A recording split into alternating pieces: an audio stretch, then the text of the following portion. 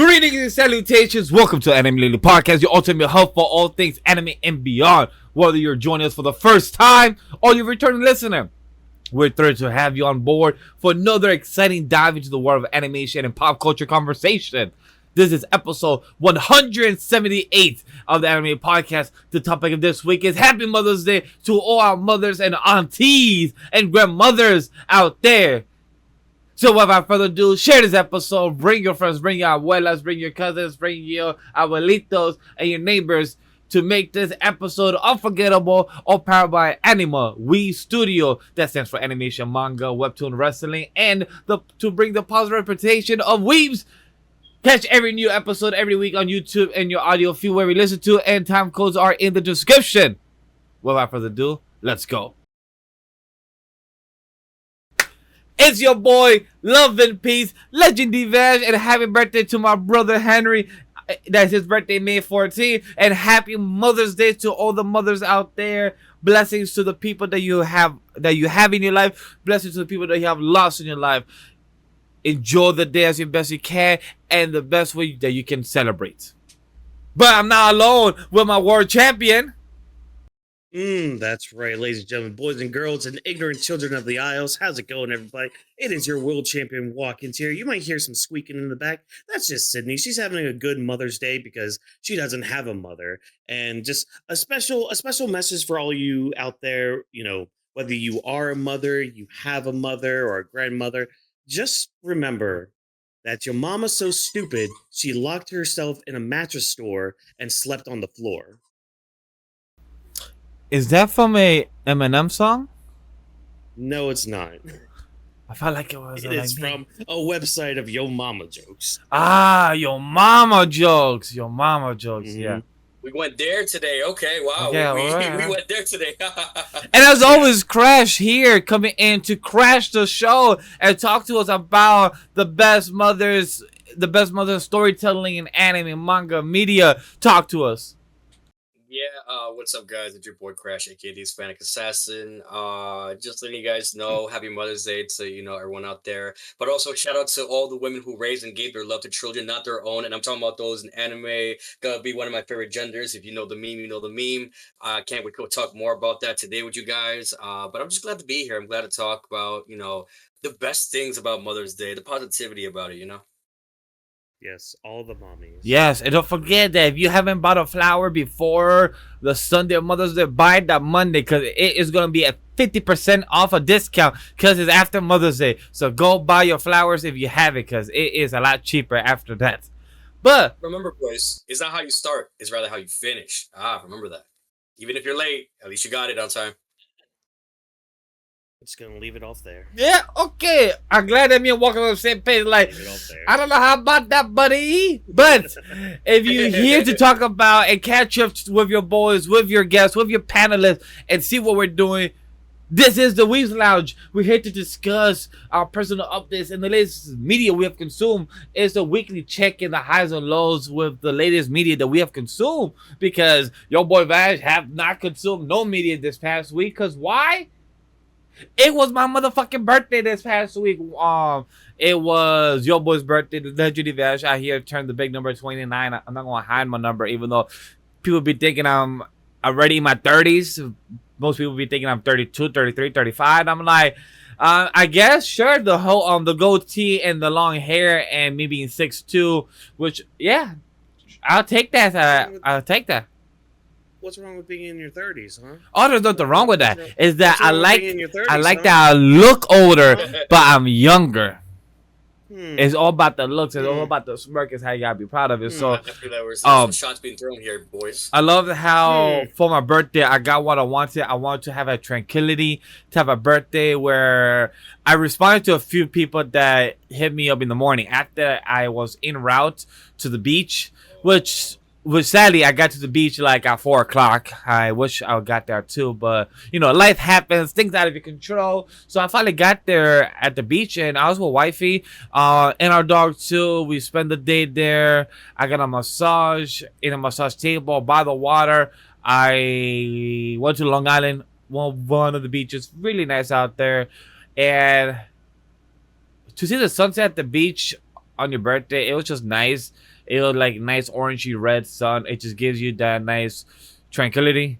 I laughed because by the end of the day, I saw a few missed calls from people, and they were mad at me like, "Yo, why didn't you answer? I want to wish you happy birthday." And I'm like, "But bitch, it's my birthday. Why the fuck do I need to answer? I wanna have some distance." Like the one thing, like a quick behind the scenes to Vash's life. One of the things that my girl always wants to ask me when we're spending quality time, since my life involves around the entertainment industry, since my life around, creating content, making content, doing reactions, that when I'm around her is to be less on my phone, and when it comes to my birthday or like dates, to be kind of disconnected. So my birthday was the day I was disconnected from technology. I was barely on social media. I was barely on my phone until I responded to people the night of or the next day morning. And that's what I did. I literally did a tweet I think at 3 o'clock in the morning Thursday on May 8th and said, "Happy 29th, tweet." I didn't say anything. I literally, I've become more about my personal life. I'm private, and about my actual day life of being Vash, of work in the industry. That's all public. That's like, yo, y'all can know all that about me, about my private life. All I did was just a simple tweet of a 29, a birthday cake, and a celebration. And just put it up there. I'm like, damn, I really have become private over the years. I just keep thinking to myself, I'm like, you know what? I'm sure I came with that. It's not bad. Yeah, and you find less and less that you don't give a shit about posting your personal stuff on social media. You're just like, oh yeah, I'm this age now. Thanks for the welcome birthday wishes, everybody who only wishes me that on Facebook. And yes, that's the only reason y'all remember the birthday. Yeah, unless you're a team member, and you don't check the team chats, and also don't check Twitter. Shade being thrown today with my boss is fucking wild. I mean, not piss him off. But also, is that the only time I'll throw shade? I'm gonna throw shade to the person that I'm throwing shade to. I'm gonna shout him out. Manga Graham. He forgot my birthday until my own wife came at him like, "Yo, why didn't you say happy birthday to my man? You say he's a close friend to you, but what happened?" So I'm gonna wait for the Chiefs man more on Octaventure. If you guys want a continuation story to that, more about what happened there, so it'll be laughing. It'll be like, yo, when you have Crash say in the team chat where we're like, yo, happy birthday, everyone jump in, they're like, hey, happy birthday too. It's easy. It killed the time. But then you don't have one of your friends too, don't even say it, your own team member, and their excuse like, hey, yo, I don't check. I'm like, question. This is questioning. But honestly, I enjoy my birthday simple. I'm a old man mentality where I'm okay having tranquility with my choice of life. I'm part of always being social, so it's nice to mellow down. I suggest to anybody out there that has something similar where you're always raised socializing and you want to kind of recharge your type of social battery, it's good to be with that person you love and just chill. It was nice with my dog and everything. It was funny that my grandma was mad at me. She's like, yo, she was one of the person that tried to contact me a couple of times. She's like, yo, try to contact you. I'm like, yeah. And I got her the next day. And she's like, damn, I want to tell you. I'm like, yeah, I heard you. I heard the voice note. Appreciate it. Love is there. Amen. Thank you. So that's a pretty cool experience. I didn't get to see a lot of movies because the only one that I see that I last saw was Thunderbolts in the movie theater. And I haven't seen no TV shows, haven't made time. I need to finish the last 2 episodes of My Happy Marriage because I keep seeing it on my anime list. And now that's out on the dub on Netflix. It's like, yo, I need to find time with wifey. It's like, yo, me and her, like, yo, you and me, we both free. All right, cool. Let's sink in. Let's do what we got to do. But it hasn't met up yet, so that's one thing. I've been in a weird slump of trying to find what I want to watch, like what needs to grab my attention. Because right now, what the itch I'm getting is that I want to play Expedition 33. But my mind is like, I got to edit. I got to watch this. I got to watch Backlash. I got to do these other things before I can, before I could scratch the itch I have in the back of my head. So like, I don't want to watch no TV shows. Oh, fuck these other animes. Even though I binged a whole 12 episode one in 2 days just because it literally is a wholesome stupid ass series. Oh, Whawkins, I parry everything. In case you've heard of it, it's I parry everything. It's on High Dive. Oh, well, then I'm definitely not checking it out. Yeah. On High Dive. Or at least, I mean, no, I'll check it out legally. Since it's on High Dive, I'll check it out on High Dive. We gotta support our streaming, partners, like potentially be, sponsors. Yeah. Speaking about sponsors, guys, we might actually have sponsorship coming up very soon with a game, a gacha game that's coming out. Yeah, Girls Frontline 2. If you guys are watching, please DM our boss. We could definitely love to shout you out. I would love to play your games. And have make reviews and all that. Wink, wink, money.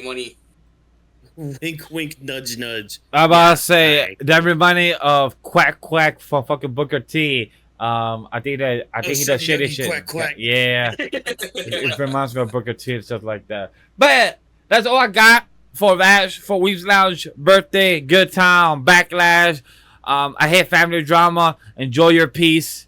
That's all I got. Enjoy your peace. Love yourself. Be happy. But you know what? Crash. Talk to me. How's life? Huh? I'm going next? Okay. Yeah. Oh, how's my week going? It's been going pretty good. I'm in a very good position right now where I'm doing good at work. I'm doing well. My friends and family, thank God everyone's doing well. Things are, you know what they say, when life goes up and down, just hope for the best. Right now, life's going up for me, so that's a very good thing. Been binging a shit ton of animes this week, and I mean a shit ton. I started watching a new anime called Summer Pockets, but you can hear more about that on our Off the Binge podcast. I'll talk more about that in depth, but just to give you a quick idea, I've been watching that. TV shows wise, I'm still watching The Last of Us season 2 with the missus. I'll bring that back to Whawkins when he talks about that part too, to give a little general synopsis of it, because I fucking hate the game with a burning passion. I'll get into a reason why. But past that, my big takeaway from this is I saw, after watching Thunderbolts last week, I saw Sinners, because a lot of people have been talking about this movie. It's with Michael B. Jordan and a couple other actors and actresses that I don't remember names off the top of my head real quick. Haley Stanfield and the other people. But anyway, I've been hearing a lot of good things about it. And I was like, you know what? Let me go watch it with the missus at a discounted price somewhere. And long story short, I thought it was going to be more of a racist movie than what it was. But it took a really quick left field. Minor/major spoilers in advance. But the movie's about vampires. Did not see that coming at all. Because I only saw the first original trailer that came out. And from what I saw in that trailer, which I think I saw in theaters, gave no idea whatsoever that vampires were going to be included. So I took it as like it was going to kind of be like a group of, slaves potentially, like, doing some church stuff. And then it was going to be a bunch of people in Mississippi kind of ganging up on them. It's going to be like a survival for the fittest until, something happens. But no, it took a whole different thing. It gives a lot of backstory on characters during the 1930s, I believe, or it might be 50s. It was somewhere in the 19th century. And the main character is actually a set of twins, two guys. Michael B. Jordan plays two people in this, so it's not one person you see, in the poster. It's one of the brothers. So that was really, really cool. And it's just these two guys who were at war, came back from war. I guess we're in a gang in Chicago. Didn't make it out there. Originally from Mississippi. Came to Mississippi to try to do like a little scamming scheme, because they scammed their gang out of money. Try to make profit off of it. And along the way, they meet back to recollect from other people. I do want to say, I believe the other twin was supposed to be played by Jonathan Majors, I believe. Wow. I believe that was one that says a lot now. That really says a lot now. Like, wow. I believe that was one of the original casting, that the twin that was supposed to play side by side with Michael B. Jordan. Didn't they do a movie together? I feel like Creed 3. They did Creed 3 together. So they were supposed to do also this one, but after the falling out of what happened with John DiMaggio's life, Marvel and everything, I believe they took him off the project and everything, and then they just had Michael B. Jordan play both roles. Shame we won't get fucking more of Kang, but hey, whatever. So yeah, long story short, you got these gangsters trying to recruit people in their community to help out with their little exposition going on, and lo and behold, this what's his name? Preacher Boy. That's his name. Preacher Boy. Hit their cousin. Long story short, is a very good musician. He can definitely play a lot of music. So when the community hears him play, oh, this man's fire. We gotta hear him play. You know, do the little shingding. But who also hears this musician play, Preacher Boy? The vampires. The vampires hear this boy singing like, oh, we want a piece of that. So they infiltrate, you know, the community as these white folk. Act really, really sus. And long story short, it's a game of Among Us where it's like, you SAF. But they can't put their finger on how they're SAF. Sus as fuck, sorry. And it just gets to a point where you dive into all these characters, meeting each other for the first time and getting back lore of how they used to know each other from back in the day, getting to the point where, you know, the vampires are pretty much killing people one by one and taking over the bodies and one of the storylines that I like in the beginning, I believe I saw the clip online, was they have to be invited into the house to actually cause damage, unless you willingly choose to walk out, and then they could choose to eat you, bite you, or fight you, whatever. But I just love the way I forgot the actor, but he's a bit chubby, and he was in the beginning of the scene. He was trying to go inside the house, or trying to like, hey, you know, invite me in. You know, I'm a random fuck. I don't want to just walk into the house. You know, I respect thy neighbors, you know, thy elders. And just the way the scene was acted, to me, it was very beautifully trying to incore horse and trying to manipulate other people to try to invite you in without saying it, but you also not try to get caught by doing it. So it's very interesting how they tackle that too. Yeah. What I was saying, that's just vampire lore to begin with, anyway. So it's really cool that they incorporate that a little bit in a more, well, I guess I don't want to say modern setting, but I guess a more modern setting than you normally see vampires. So like cool. Van Helsing, or yeah, or Nosferatu. Nosferatu is one of them. What I will say to the movie is, in the beginning, you know, it's the thing about vampires for me personally is I've had a lot of bad experiences with vampire movies. I've seen a lot of better vampire TV shows or books. What about that Twilight, Underworld? Yeah, I mean there are some good vampire movies, but just in my experience, the majority that I've seen have not piqued my interest or just left a bad sour taste in my mouth. But that being said, like seeing this at first, you know, finding out that there were vampires movie, I was kind of like let down because it kind of I was expecting something more, I guess, historical in that sense. It kind of like, oh, I was going in this direction, but the way they took that theme and also incorporated the slavery theme, the racism theme, and all that together, while using another taste of like music, an art that I didn't expect them to, was pretty cool. There's a scene midway in the movie where, you know, Preacher Boy is playing, you know, his instrument. He's playing music, and he's doing a phenomenal job. He plays a very solid song. Like, if you guys have a chance to hear it, but as he's playing the music, the narrator of the story also like tells us viewers, like, you know, his music was so passionate, so mind-blowing that it could be heard or even felt through in time. And you see a moment where you see his ancestors, you know, dancing. You see people in the 70s, 80s playing, like, you know, like DJ, like everything hip hop. You see like actual dubstep. Like the music he plays continues on in life to become either greater things or something of similar. Like, you know, any era you're in, music has an influence on people. And for an open-minded person like myself that saw that, one could say, oh, that's kind of stupid. Why you know, you're watching something in this age, like in the 1930s. Why would you put like somebody from 1970s or even like the 2000s? That's kind of weird. But from an enlightened perspective, I guess I would say is like that's kind of cool that like music will always have some kind of meaning in somebody's life, and that's how you kind of need to perceive it. That like even the bad guys are like, damn, he's cooking up a goddamn gourmet meal with this song. I need that. So the moral of the story is music slaps, but just be careful where you play it around because you might kill everyone you ever know and love. Well, It's a solid 9 out of 10 movie. Nice. Love to hear that. Watch it again. I would rewatch it again. Let's go to theater next theaters. week. Let's go to theater. Let's go see it. If the Lord permits, we definitely can do that. Let's go. Let's go on a date. I'll buy the ticket. Let's go. Let's go to Bros Day.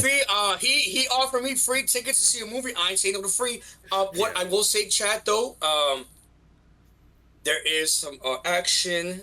There is a lot of drama. The music is amazing. The what takes it away from me is And some freakiness. I like. Yes, I'm gonna get to that. Yeah, apparently The story is great, but the actors and actresses in this specific movie who tell this story do a phenomenal job explaining everything. There is not. Genuinely, honestly, I have seen a lot of bad movies recently. Even some Marvel movies, I can say it hasn't hit me in the right place. But this is one of the movies I can honestly for 2025 that I have watched where I'm like, there is not one character in this movie, even the background characters, that has not disappointed me or rubbed me the wrong way at all. Every person I can probably tell you, I can try to remember the names, have actually left like some kind of significance to me, and that says a lot. That most movies don't do that lately, and that's really a shame. And for a movie like this, that's over 2 hours long, to do that to me, and that's gonna make me want to rewatch it again. That says great things, and that says a lot about it. Especially if a lot of people are saying, "Yeah, I would rewatch it again," like myself. And to Vash's thing, real quick, yes, there is some etchiness, there is some profanity, and there's some let's just say, Preacher Boy, my boy, you one of the lines. What is it called? House Wrecker arc. One of the lines that I like from our girl, from Haley Steinfein. Thank you. Oh, I knew I fucked up the name, but you fucked it up too. I am. Haley Steinfeld. Okay, I'm moving on. With Haley, her line was, she told the character, I believe it was Smokey, she told him that you licked my cooch and you twisted it back and then you went down there and did something else. And I'm like, Haley, watch your tongue. And I'm like, oh shit. I feel like I'm the only one now. Keep spitting. Let it out, girl. Let out your feelings. Oh, let it out for sure. Oh, gentlemen, when I tell you, search your feelings, let the movie cook. When I tell you, Preacher Boy, Hogwrecker, my boy. This man, oof. Did he get what he deserved and get some? Yes, he did. And let me tell you, my man's got his just desserts. That's all I'll say on it. But Preacher Boy, the actual MC, not the two brothers, Smokey, and I forgot the other man's name. I apologize. I first paid attention to that. But everyone did a phenomenal job acting. There was nobody I didn't dislike. I would rewatch again. Definitely 9 out of 10. Would there personally be some things I would change in the movie? For sure. But, I mean, that being said, I'd still rewatch it. It's just amazing. It's so good. If it comes out on, in TV, you guys, I highly, highly, highly recommend it. It's by no means scary for a vampire movie, but it's so interesting. You can't sleep. You can't look away from the screen, and you get so enticed where you're kind of like, I kind of want more. And last thing, for whatever reason, there are 2 post-credit scenes, which I don't know why they did. It's not a Marvel movie by any means, but I guess maybe they're trying to replicate it like a Marvel movie. The first one has some significance, so for those who do plan to watch it, just keep that in mind. The second post-credit scene, after the credits end, I don't get it. I'm not going to spoil here what it is, but I didn't get it. Maybe I'll look into it more later. If it's just like a little moment, cool, whatever. But if it pertains to maybe a part 2 or a second movie, I don't see that happening with that last moment of the movie. Yeah, I heard that he was trying to probably like a multiverse. Sorry, not multiverse. Do like a connected universe. But I heard that was a rumor, not really confirmed. So if that's the case, it's really curious to see where the story goes. Okay. But I'm glad about the review. Good review. I'm glad to hear 9 out of 10 and good feedback. I definitely want to go to theaters and watch it. I know they're Mhm. bringing it back to IMAX for good 4 or 5 days, I believe, for like May 18th to the 21st or 25th, I believe I heard last time. Yep, Yeah. sure. I guess so. Uh, I like yeah. I like that idea of the music though, because like that's actually something we have in our own world where like music, because music is the universal language. So it doesn't matter what language you speak. Music can tell many stories. It can tell really just how we're feeling. We could use that in a way to communicate. So it's cool that like that movie kind of incorporates the idea of like how music builds upon itself and how like people will take from the past and use that to either like enhance their own musical abilities or like add it to their own repertoire and all that. And yeah, that's just a really cool concept that they used with that. So I appreciate the movie for doing that. One day I'll check it out when I have time to either go out to a movie theater again, or maybe it'll be streaming here soon, shortly. Yeah. Hopefully, that'd be cool. Like I said, if it streams on TV, I recommend it. Like definitely. I mean, Yeah, you said it perfectly. The thing with music in this movie, it's universal. There's no yeah. It's not only just for the white man or the black folk. It's Hmm. the main music is played in this movie is blues. I'm a blues guy myself. I love jazz. Oh So yeah, hearing that, yeah. Okay, all right. Yeah, no, that's already up my fucking alley right there. That's already. He's like, I promise you, even his even face the just showed like, instruments they fuck. use, He just hooked me in. That's Fuck. up my alley. Whawkins, I love jazz. I'm telling you, I love blues Mm. myself. I promise you, just it's straight original blues. It's not like something that Oh. you may or may not have heard. Like Question. back in the day, like If I wanted to take my mother to watch this movie, you think my mother would be able to grasp this? okay, that is a great question, honestly. So you want to keep in mind that not everybody is as open-minded as you think. Now, the takeaway from this is that there's vampires. So a lot of people are gonna be like, My mom "What the fuck?" my mom does like vampires. So that's kind of where you can probably win in that aspect. Now, we are in 2025. A lot of people have different beliefs and opinions. If you go take a person and they just don't like it, maybe it's because of the music, maybe it's because of the vampires. I don't believe someone is going to be crazy racist about a movie. Haven't ever heard anybody right now being crazy racist about this movie whatsoever. But that being said, that's just my opinion. Everyone will have different opinions about the movie overall. I don't personally know if I would take my own parents to see the movie. Myself personally, I feel like I would take friends for sure, people that are more similar to my age, because I don't know what their take of the movie would be. What's the perspective? Are they focusing more on the interracial aspect? Because there is interracial, which goes a lot into like romance and a lot of past stuff. The movie itself goes into a lot of deep lore with every single character. Like for a 2-hour movie, you find out a lot of things about a lot of characters very quickly, but in a pacing way where you're not like overwhelmed with a lot of information, but you're also kind of like, oh, this came back too quickly. It's like the perfect amount of lore in the right amount of time, which I definitely loved. Okay. But that being said, that's just I'm speaking for myself. A lot of older people might take things differently. I would hope they see this movie as just a means of entertainment, but who's to say they see something differently that I did. So they'll I be don't the know if I people would take that my are friends. like, yeah, there will be the people that are just like, ugh, wokeness in my Hollywood? No, thank you. It's just like, dude, it's 2025. Get out of here with that kind of comment. Like, Yeah. And bro, and comic books have been in the propaganda about government, politics, and everything since years. We literally have what Superman used to say, the American Justice, or like, or something like that, where we have Superman, Hail Hydra from Captain America. He literally is a propaganda of the American flag. He is literally our poster boy. But yeah, 9 out of 10 movie. I highly recommend it. If you guys can watch it in theaters, definitely stream it wherever you can.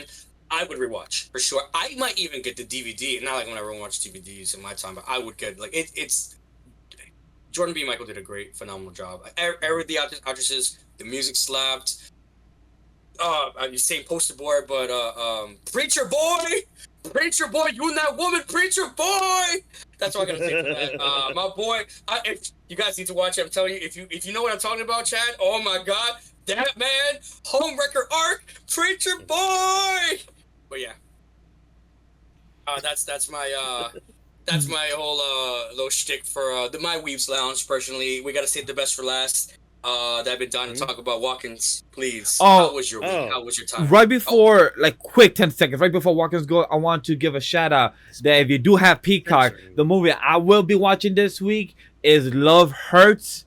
It's on Peacock, and that is one of the actor that won best Oscar, best actor for the Oscars, I think 2 years ago, from Everything Everywhere All at Once.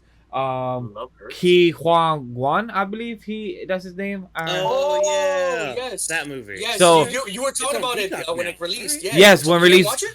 No, because it was in February during Love Week, and I hit up a friend, but they didn't want to watch it, and my girl wasn't interested in watching the movie, so I was like, all right, cool, I could wait for it when it comes to theater.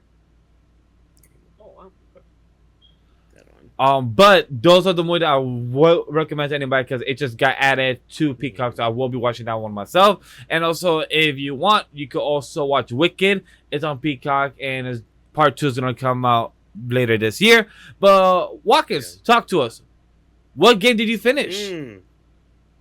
All right. We're gonna start with that one. All right, cool. I went ahead and beat Expedition 33. This is a strong contender for Game of the Year. I will say that. Yes, sir. Yeah, I struggle even wanting to talk about a lot of it because if I say too much, it's gonna spoil a lot of the story. Because this is something you really should experience on your own. But I will say it's interesting that I beat it on Mother's Day, and that I'm kind of giving a short review of it on Mother's Day. If you know, you know, on certain aspects of the game. But like the main thing about the game, the main theme of it, is really about life and what it means to truly be living. Like if you're just a living potato, for say you're in a hospital and you're hooked on life support, and you're not able to move, and sorry for getting dark, by the way, everybody, so apologies for that, but it's to make a point here. It's to make a point. But like, yeah, let's say you're just a potato in the hospital, life support, all that stuff. Is that truly living? Are you truly living your life? Because yeah, you're still alive, but you're not able to do anything. You're just kind of laying there, even though you're alive. Cool, neat, whatever. Is that living? Or if it's a point where it's like you're living somebody else's life, and you kind of realize this, and you're like, oh, wait, what? No, that I don't want this. It's actually painful for me to live this life right now. Like, which one should be alive? Should they both be alive? Should one of them be dead? I don't know. And like, I would dive deeper more, but already I feel like I've spoiled some shit from the game. Like the story is just it's really good in that aspect, and like there's a couple twists in it, like near the end of certain acts, and it really gets you thinking again about life and just like what it truly means to live. But story beyond, the gameplay of it is really good as well. Like the combat system, so it's turn-based. Now I say turn-based, and people are like, oh, turn-based games, ugh. Which, first of all, you're wrong. But also it's pseudo turn-based, but also there's a parrying and dodging system. And once you learn that, and once you start mastering that, the game, like, it just elevates. Like every battle you're in just becomes something different. Like, yeah, you get into kind of a groove with it, but it's funny I say groove because like the music in this too is fantastic. Probably one of my favorite video game soundtracks in a while. Oh my god. I've heard from the soundtrack a bit because I have tuned in a bit on our friend Roger's base on his part 1. Bro, when he first started and booted up that game, you heard that fucking type of symphony of just like the opera church music just going, and echoing. Yeah. And in the Oh, way it's- Roger is also a big fan of music and score and Mhm. soundtrack, and that's what, to me, I'm on the same page as him, and I know you and a few others just love music. That if the music is bad, it could make or break what you're watching in the media yeah. or the show, because it doesn't, you cannot resonate with it. And once I heard that score Mhm. soundtrack, I'm like, fuck. That shit just sounds godly. Just to know, like, imagine the Yeah. boss battle. Like, once I just started hearing, like, imagine the boss battle, just knowing, like, what is gonna, like, the scale, how it's gonna increase in the symphony in the background during the boss battle. I just can't imagine. I Well, haven't seen all his parts. The crazy Oh. thing, the crazy thing with that though, there are some fights where like the music is actually very low, kind of somber in a way, and you're thinking to yourself, "Wow, this actually fits for this boss fight." Mainly because of the tone of the fight itself, but even still, like you're just listening to like these choral arrangements of these songs, like being played as you're just fighting some. I call it cloth punk in a way because it's like these. There's a point where like you're like all these dolls are around, and they look like these rag doll, like almost like Raggedy Ann kind of doll things, and it's see, again, I struggle talking too much about No, this game I understand where you come because from I because don't I know a want lot of to people spoil playing. much Yeah. of it. You Understandable. can't talk about it. Like, yeah. It's You tough. say one thing, it says too much. And that's Exactly. one thing I love about games. You like just to say anything and it's a spoiler is very good. Actually, that means that the game is doing itself. It's because it's real quick. it's all about experience, like enjoying the ride. It's kind of like about the One Piece, you know. You are along on the journey. Oh, You're God. along on the journey. You're Of along course on the you would bring that ride. analogy up. So you're course there you- for yeah. what's gonna happen. Like, why does Whitebeard scream out the One Piece is real? How does that add tremendous terror across all around the world? The One Piece. It's just like playing any type of video games. On, you know, for Spider-Man 2. When you're a comic book fan already, you know what's gonna happen. Like, oh, is Harry gonna be Venom, or is he gonna do this? Like, you already have an ideas. But when it comes to games like new IPs, you have the extra excitement because you don't know where they're going with what direction, and that's the fun part of it. And that's the crazy part about this game. Apparently, like the team involved was like a team of 30 people, and they put in something this amazing, like Game of the Year contender. See, this is just a game that just tells you it's a good example of a project where it's not about the money. It's not about getting it out to meet a quota or to say, "Oh, look how good our AAA game is." No, this is this is an art piece for one. Like, I will die on a limb saying, yeah, this was an art piece of a game because you could tell the love and care that they put into this story and into the gameplay and into the graphics. It's like everything that was involved. The voice acting, top notch. Just I can't praise this game enough because like it seems like because there's a part of it too where it's like it seems very overwhelming with like trying to like get certain buffs and like kind of build your character and all that. But again, you kind of get into a groove of it where you just realize, okay, I could do this here, this here, this there. You can change things around to kind of like do different builds for different aspects of the game, different boss fights and all that. Everybody has like a different arsenal of attacks. So like you get this one dude who I mean he's basically just the attacker. You get like your cleric, you get your woman that has like weird like stackable attacks and all that.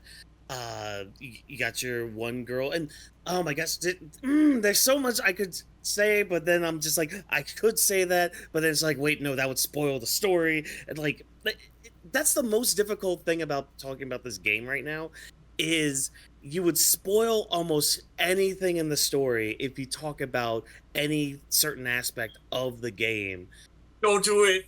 to a certain point. And I'm just like I can't do that yet because with a game like this, because that's the thing, like it took me 30 something hours to beat it. I think I clocked in at like 37, some of that being actual gameplay, some of it just being it on or whatever, but whatever, that's me and gameplay times and all that.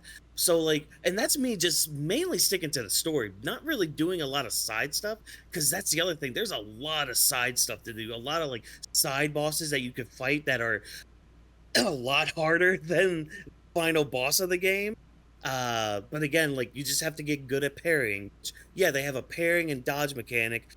Get good at the parrying. The parrying is your friend. Trust me on this. That is where you can get your the most bang for your buck, and especially when you get the counter attack in, when you get the group counter attack. You do so much damage and all that. Maybe, Chad, maybe if you want to have a good observation on how to have a good parry, you should watch a show called I Parry Everything and on High Dive, not sponsor. So maybe that will help you have an understanding of how to parry and master that skill set like our MC did.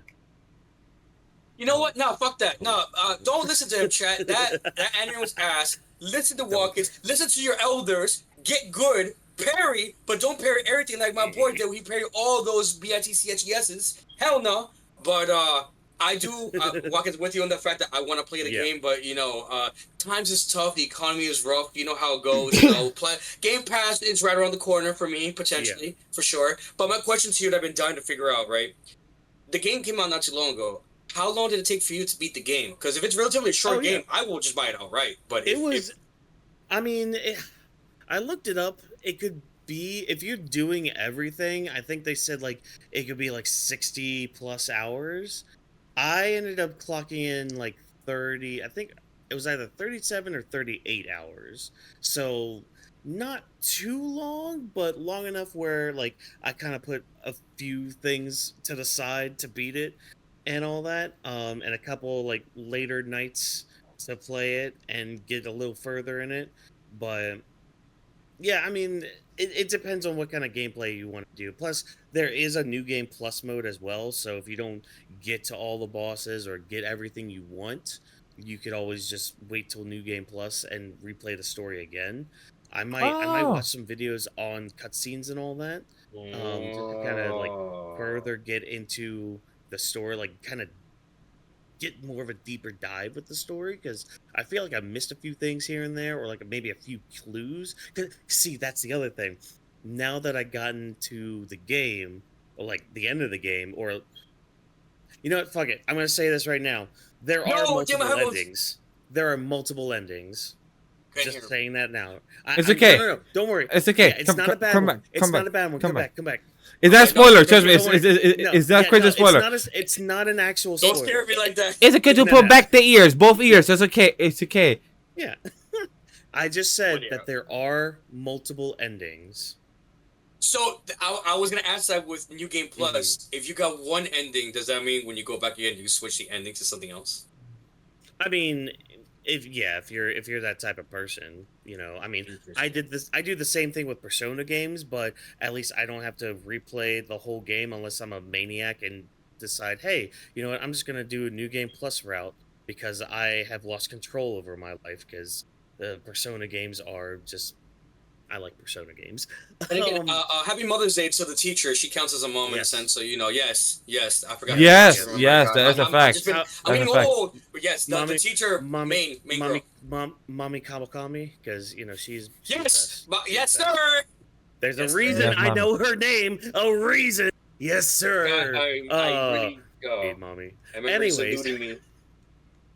Shame on me. Beside the point. Which is the other thing. Oh, that's the other thing, Crash. So there are a couple ladies in this game that are. I heard. I just saw a clip on IGN right now. Yeah, I know, bad people, but they were just telling me about an Easter egg where, in the beginning of the game, you're at this little fair, or something like that, and if you go to a door, you hear some people, doing the deed. But the Easter egg is if you knock on their door 33 times, you get some item or something like that, and they give you a little like hidden dialogue. So that was pretty cool to hear about that. I'm intrigued. I do plan to play the game. Maybe even potentially stream it. Who knows? I do play, you know, RPGs like that. I do like turn-based games like that. I don't personally have a problem with it myself. Yeah. But the story, I'm a story man, from the beginning to end. I'm here for the journey. I'm also here for the destination. But you know, everyone has been telling me great things. I have seen the gameplay personally myself too. Even friends here on this server of our Discord have played it in front of me. So believe me when I say, for sure, is contender for, you know, Game of the Year. As the meme goes, absolute cinema. The question now is, does the Hispanic Assassin agree with you guys? I guess, you know, stay tuned. Maybe it'll be another Weebs Lounge where I talk about it. Maybe I stream it here on AniMa W3 Studios. You guys can watch. Who knows? But I'm with you on this. I do plan to play it. I hope I enjoy just as much as you, Whawkins, because I've been hearing great things. And I have a question. Is there a way, or is it possible for me and him to both play at the same time, but also like not saying like co-op stream, but no, wait, co-op stream, if that makes sense? Is that something that? No, yeah, it'd be one screen, me playing on another screen, you Yeah. playing. Yeah. I'm pretty sure you could do something like that with like an Elgato thing, or I don't know. Yeah, because I do want to try the game for sure. Yeah, but I mean, as of now, it's a strong contender for Game of the Year. Actual Game of the Year is more than likely dropping on October 2nd, and if you know that date and what comes out then, you know. If not, I will come after you at night as a ghost and probably throw a poison needle at you because hey, there's that. But that's my thing about Expedition 33. Definitely check that out. Movies and TV. The Last of Us 2 season 2 is still going on. We need to speak about that. I still need to watch last week's episode, but I appreciate how the live action is handling the game. Don't get me wrong, I get everything else with the game, but at least they're trying. Okay, at least they're trying, but I don't know. It's still really weird because they're making you really try to feel for Abby's side of everything a lot earlier on, which is the part I appreciate a little more. Because, like, at least with the game, from what I recall, you only get the mention that they were part of the Fireflies, like, at the point of, and you know what, people, I'm gonna be saying spoilers, but because this game is like what 4 or 5 years old. Major spoilers, guys, please. If you don't want to listen to anything, there'll be time codes at the bottom. Yeah, but it's The Last of Us 2. If you don't know these spoilers, what do you live under a rock? If you haven't played the game, you only have yourself to blame. Like, I'm not gonna not go. Look, yeah, like, I have a question though. Yeah. I saw a clip that girl just told her I'm pregnant, so I'm like, wait, aren't you guys supposed to be fucking each other? How did you get pregnant? Did you like fuck a guy? That is what. See. Oh, you didn't see. Nah, I didn't see Whawkins. I didn't see. Nah, I didn't see the clip. You missed. I'm not right after the pregnant part, these two baddies got into it, and we see the deed being done, and then the next morning, the walk of shame. So there's that. Yeah. Oh, but Whawkins didn't see it. I apologize. That's kind of no, that's fine. I mean, again, I played the game. If the game, big deal. Whoop. No, so I at least appreciate them trying to do the Abby stuff a little earlier to make us be like, okay, you know what, Joel's decision to save Ellie at the end of the first game really had some repercussions, and we're all just out here trying to survive, whether they're an actual somewhat decent person or they're one of the assholes that was in the group, because there was one guy in there that's just, no, Abby, you did the right thing. Let's get out of here. Like, where like 2 or 3 people were like a little trepidatious about things, being like, Abby, you need to chill. You need to calm down. But again, like this whole message of The Last of Us 2 is all about revenge and what it does to us, whether it's right or wrong, all that thing. So we're gonna be diving into it. Again, I appreciate the live action series for getting into Abby a little earlier, because that was my issue with the game, because I feel like if we had like gone a little bit more back and forth between her and Ellie throughout the game, rather than like cut midway and then go all the way back to Abby, I feel like the game would have been a lot better. But yeah, we'll see how the rest of this season goes, where they plan on ending it and how they plan on doing season 3, because I'm pretty sure they broke up The Last of Us 2 into 2 seasons, last I heard. Is that what that is? Yes, they did. Think so, With season 2, that's covering part 1 of part 2 of the game, and season 3 will be covering part 2 of the game of part 2. Yeah. Oh, no fucking wonder. So, okay. See, that's why I'm saying the thing about the whole Abby thing, about us kind of starting to sympathize with her. But at the same time, she's still a crazy bitch. Like, you know that now hearing about that might be a good thing for me personally, because I did not like Abby's story by any means in the game. Yeah, from earlier you and did say that you hate the game. Yeah, no, let me go into that real quick for you guys who do not know and for chat that does not know. So, long story short, right? You get Abby, right? This buff young woman, right? You know, In the game, mind you. In the game. She lost her father because Joel decided to make a choice, one of the biggest choices in this, you know, fictional world that cost you know, Abby's father his life. You know, he was the key to making this cure, and now he dead. Bet. So Abby's out for revenge, gets her revenge, and then you know this is a very buff, powerful girl who is like emanating a lot of masculinity. I get that, and what the game tries to do at certain points is try to like wind her down back into being more of a woman, a little more like, you know, like, hey, like I'm also soft too. I also have my moments, like, you know, and for the life of me, I was not having it because all this time you can't have an MC, a character that's like literally, you know, very powerful, very like, you know, like she's killing it out there literally with the clickers, with the literal, you know, enemies of the world.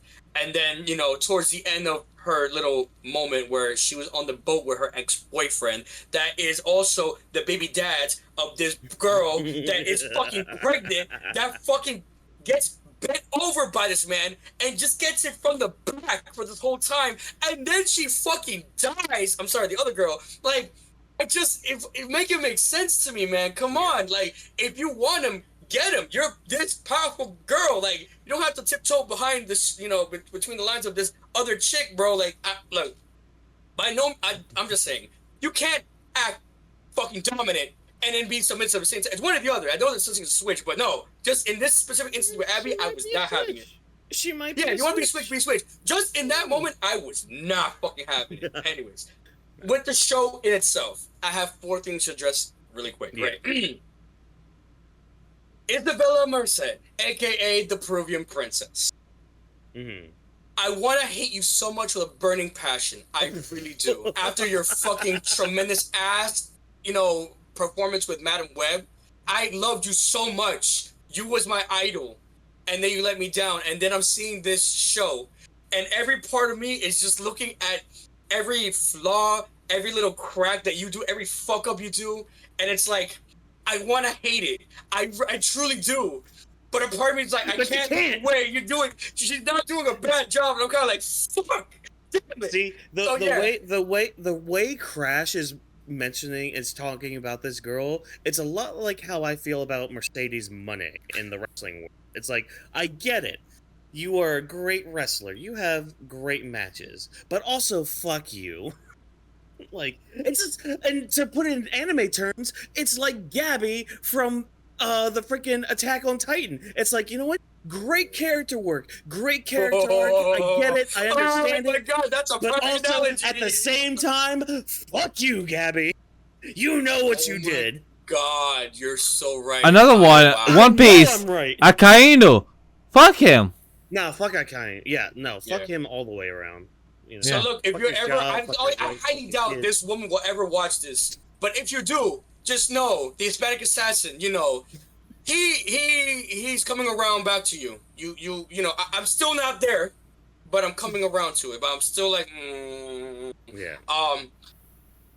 Bella Ramsey is not doing a bad job playing Ellie. Would I want literally anybody else playing her as Ellie? Yes. But is she doing a bad job? No, by no means. It's hard to look at sometimes, but she is doing a phenomenal job. I will give praise where it is due, and so far, like there hasn't been a moment where I haven't disliked her acting. That much I can say, right? It's an aesthetic thing. I would think so. I guess, you know, the producers who decide to pick these actors and actresses, you know, like, you know, they did this for a reason. That being said, Danny Ramirez, who plays Manny, I was told it's not him, but this man reminds me. Oh, it's not Manny. I'm sorry. It's the leader of the fucking the Wolf team. I'm sorry, not Manny. What am I talking about? This guy. He reminds me of the TikTok dude. He's like, come here, and he's like putting his phone closer. I don't know his TikTok name. I don't have TikTok, but I see him like acting. You might have seen the last episode, Whawkins, but when you'll see this man with the with the stove thing in his hand. I'm sorry, I can't fucking talk today. I don't know what the fuck's wrong. But the little pot thing, the thing you use in the stove. The yes, thingamabobber with the doohickey and the thingamajig, something. Yes. The skillet, whatever, fucking, he'll explain it. You'll know what I mean. He reminds me of that TikToker, and I'm kind of like, is that him? My girl keeps saying, no, Brian, no, it's not him. What are you talking about? I'm like, no, it's him. It has to be him. And then, again, I'm spoiling you. I apologize in advance. Fucking Drake and Josh. You brought Josh Peck in this? I was genuinely surprised. Wait, Josh is in this? Yes, sir. Watch the last episode. He is literally the first 10 minutes. I am not going to say anything else. I think he did a great job. Did he really be there? No. Crash. Did he do a good job? I would admit, yeah. We're talking about the guy that is Jordan the Stallion. That is Come Closer and Back Up. That's his name. No. That's his name. Jordan Stallion. Jordan the Stallion. That's his name. Jordan Stallion. Well, I don't see him here on the. I might be wrong, but if he is there, I would just be surprised if that's him. Let me just see if that's him. Well, that is the content creator, like the guy that does the meme, but I'm not sure if that's actually him though.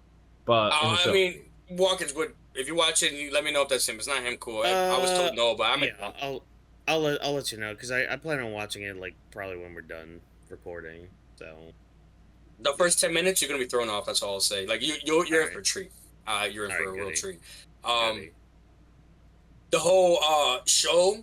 I don't like Abby's side. I haven't seen Ellie's side so far. Yeah. And it's been a phenomenal job. I haven't had any complaints with anything so far, and I'm really happy about that.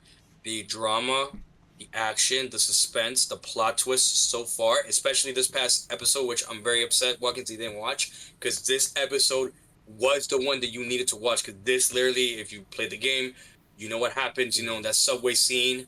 So, you know, okay. Yeah. Right. If you know, you know. But of course, now we're at a moment where we might find one of the 5 that has potentially murdered Joel. Next episode, we see, you know, these 2 duos walking over there because somebody now is carrying of another in their bellies. Again, Happy Mother's Day. Crazy to say that in this fucking context, but yeah. Ellie's gonna be a dad, which is crazy. Yeah, it's great. It's awesome. It's fantastic. I want to hate you, Last of Us Season 2, but fucking 9 out of 10, honestly. And the one point is just me being spiteful. It's nothing bad. It's just being spiteful. No, I get that. I get that fully. But yeah, Last of Us Season 2 is still going. We'll talk more about that later on, I guess. Anime and manga, I binged To Be Hero X right before this podcast recording. It's alright. You know, I feel like I've been desensitized to like twists, like what happens in the show, or at least maybe not twists is the word, more like the cliffhangers, for example, for like the ends of some of these arcs that we're getting. So I feel like I've just become desensitized to some of those, which is probably why I feel this way. But the other thing too, I wish this show was more 2D than 3D, because there are the 3D action in this show is really good. It is really good. The 2D stuff is amazing. But where it falls flat for me, and probably as flat as AI is in general, it's when they're just talking as their 3D models. There's like no emotion in their faces. I can't connect with them at all. There's like, and even if they, you know, try to emote a little bit, and it's really just when they're talking in those 3D spaces, which is, you know, 90% of the damn show, which, you know, it sucks on that end.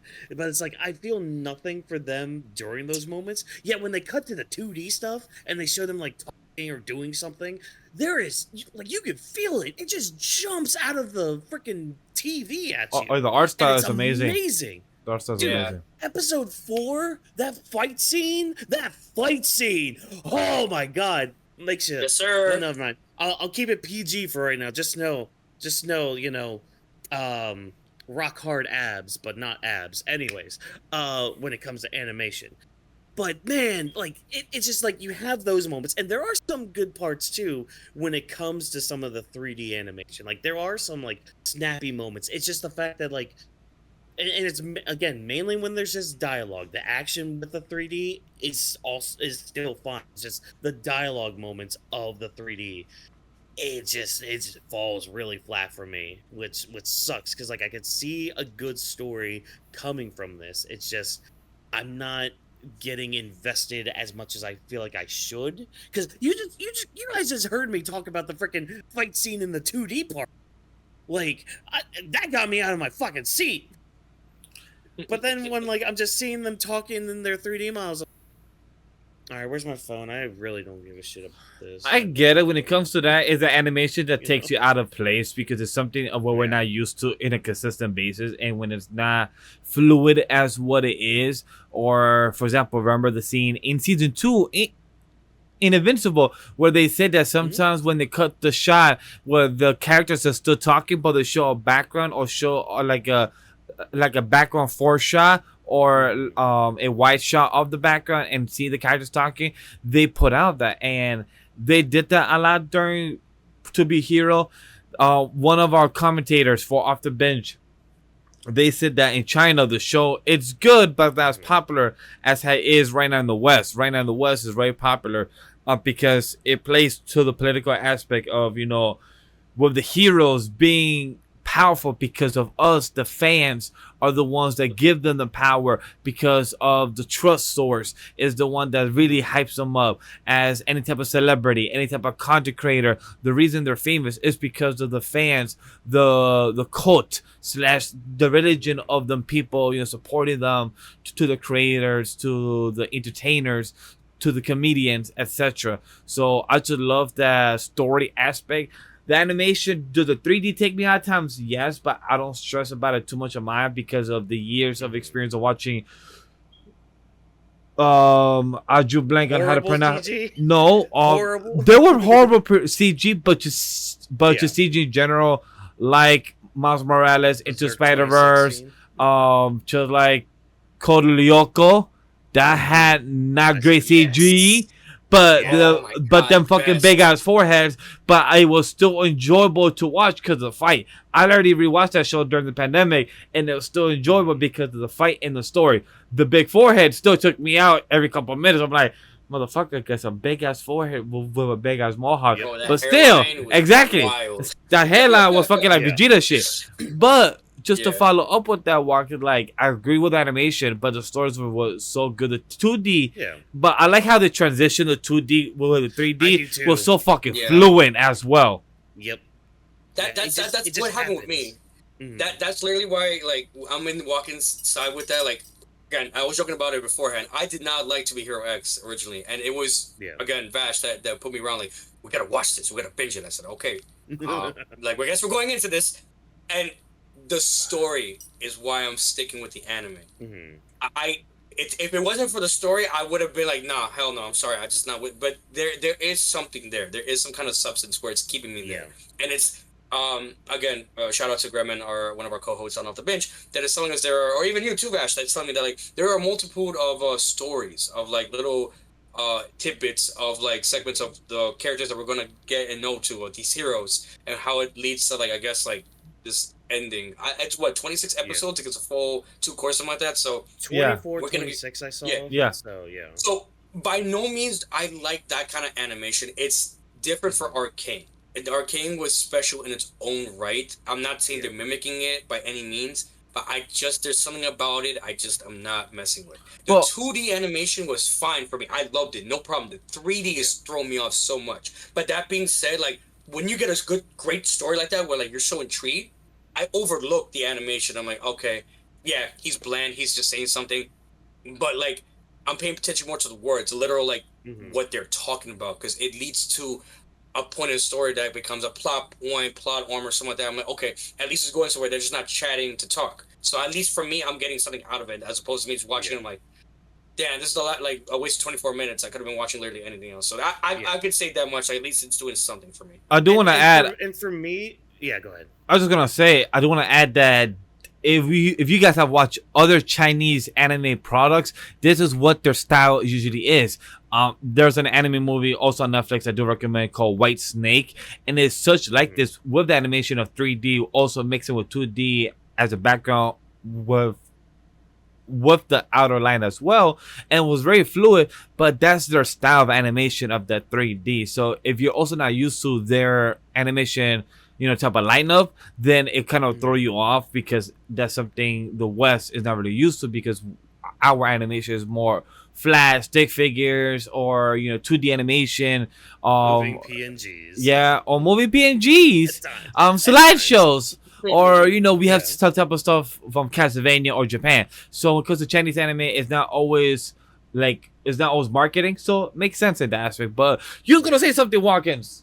Yeah, so like with me, when it comes to like dialogue stuff in like anime and all that, because like I'm a big person with body language and facial reactions, and like looking at like their eyes and how they're rather than because like you want to hear the words, you want to hear what they're saying, you want to understand what they're saying, but like that on top of the body language just speaks so many more volumes. Like when you can see an anime like that's my thing with anime, is just the expressions that they can do, the expressions that you can really get out of a character that's just animated, where like it's almost even more expressive than we are in real life, because like they have to kind of over exaggerate aspect, being like, okay, I have to show how pissed off I am, or just how like gut wrenched I am. And like with the 2D stuff, you could really you could get that, you could understand it. Like there was the episode with like the wolf girl or whatever, and like the second episode.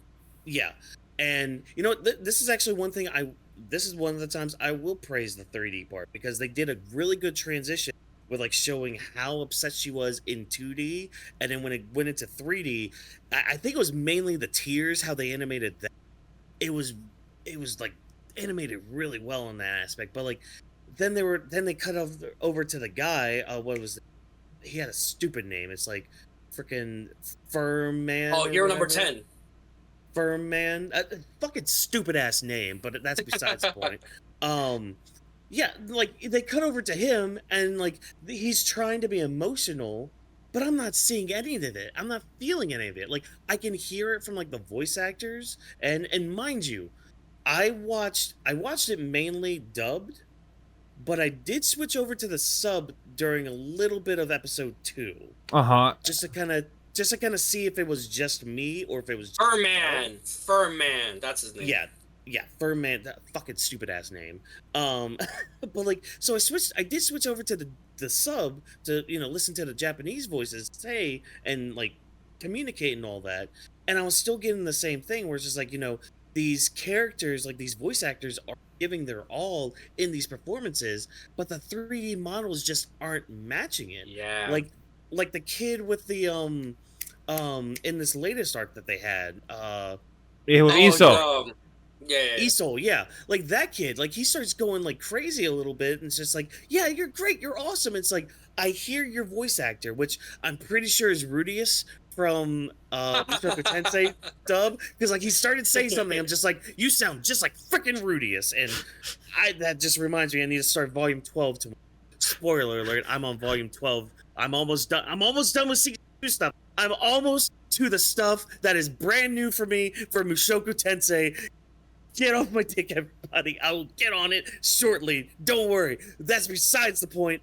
No, it's like that part is just like the voice actor is doing such a good job, but the 3D model just is not matching the energy, and that's what takes it out of me. It's just like, yeah, these words that you're saying, I can feel the words, but I want to see the words on your body. I want to see how it's affecting you and all that, and I just don't get that with it.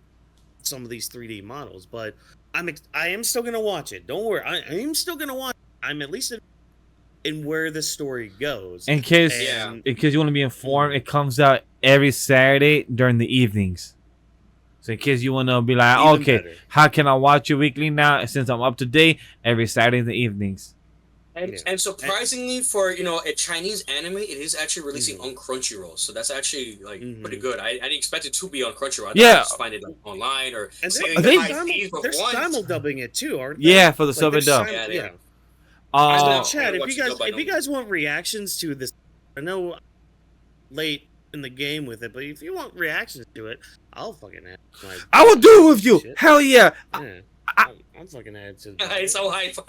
I literally was telling that to Memory NK about it, and he like, I don't know. I'm like, fuck you, then. Man, I'm like, shots, God damn. bro. Yeah, I throw shots, blanks. Bro, my boy's getting thrown strays right now. I'm just like, am I next? Am I the one going to take an L tonight? Like, first it was Matt's grandma for his birthday. Now it's fucking memory for the fucking the videos. It was the 30. It was the 30s comment, then the Gremlin comment. Oh yeah, the 30 comment. Bro. Crash, you're next. You're next. You and Neko are next. Unless Neko fan is gonna get something tonight. I don't know. Yeah. Oh man, that's all I got for To Be Hero. The only other thing, new manga started called, and I'm probably gonna get his name wrong, but I don't care. Odor of the Flame. New manga dropped in Shonen Jump from the same person who did Red Hood about like 4 years ago, Yuki Kawaguchi. Red Chapter 1. You guys will probably see a reaction to that as well for, spoiler alert, unless you guys haven't seen it yet, because it should already be on the channel by this coming up. So go check it out. Comment, link below, whatever, all that fun YouTube stuff. Good start, good solid start to it. I'm excited to see where it goes. I think it's got a really good foundation just with its first chapter. And yeah, I hope it goes a while. I hope it goes longer than Red Hood did. And Yes. I'm here for it. It was a good start. It's about a cook who wants to be a warrior, and it's kind of like this North mythology setting with it. Of course, there's a muscle mommy in there. Thank you Mother's Day as well for giving me another muscle mommy by Yuki Kawaguchi, because if you read Red Hood, you know about was a muscle mommy. You know about his women. Oh, that was a muscle mommy. Oh my gosh, she was there thick. Were two of them. There were two of them. Yeah, there was two of them. She was thick. I remember my old co-host Ray Apollo. We were simping for them. We were yes. As you should have. Squeezed by them thighs. We died by them thighs. Oh, we died by snoo. Hell yeah, I would gladly die by snoo from any of those ladies. But yeah, so stay tuned for maybe more of that.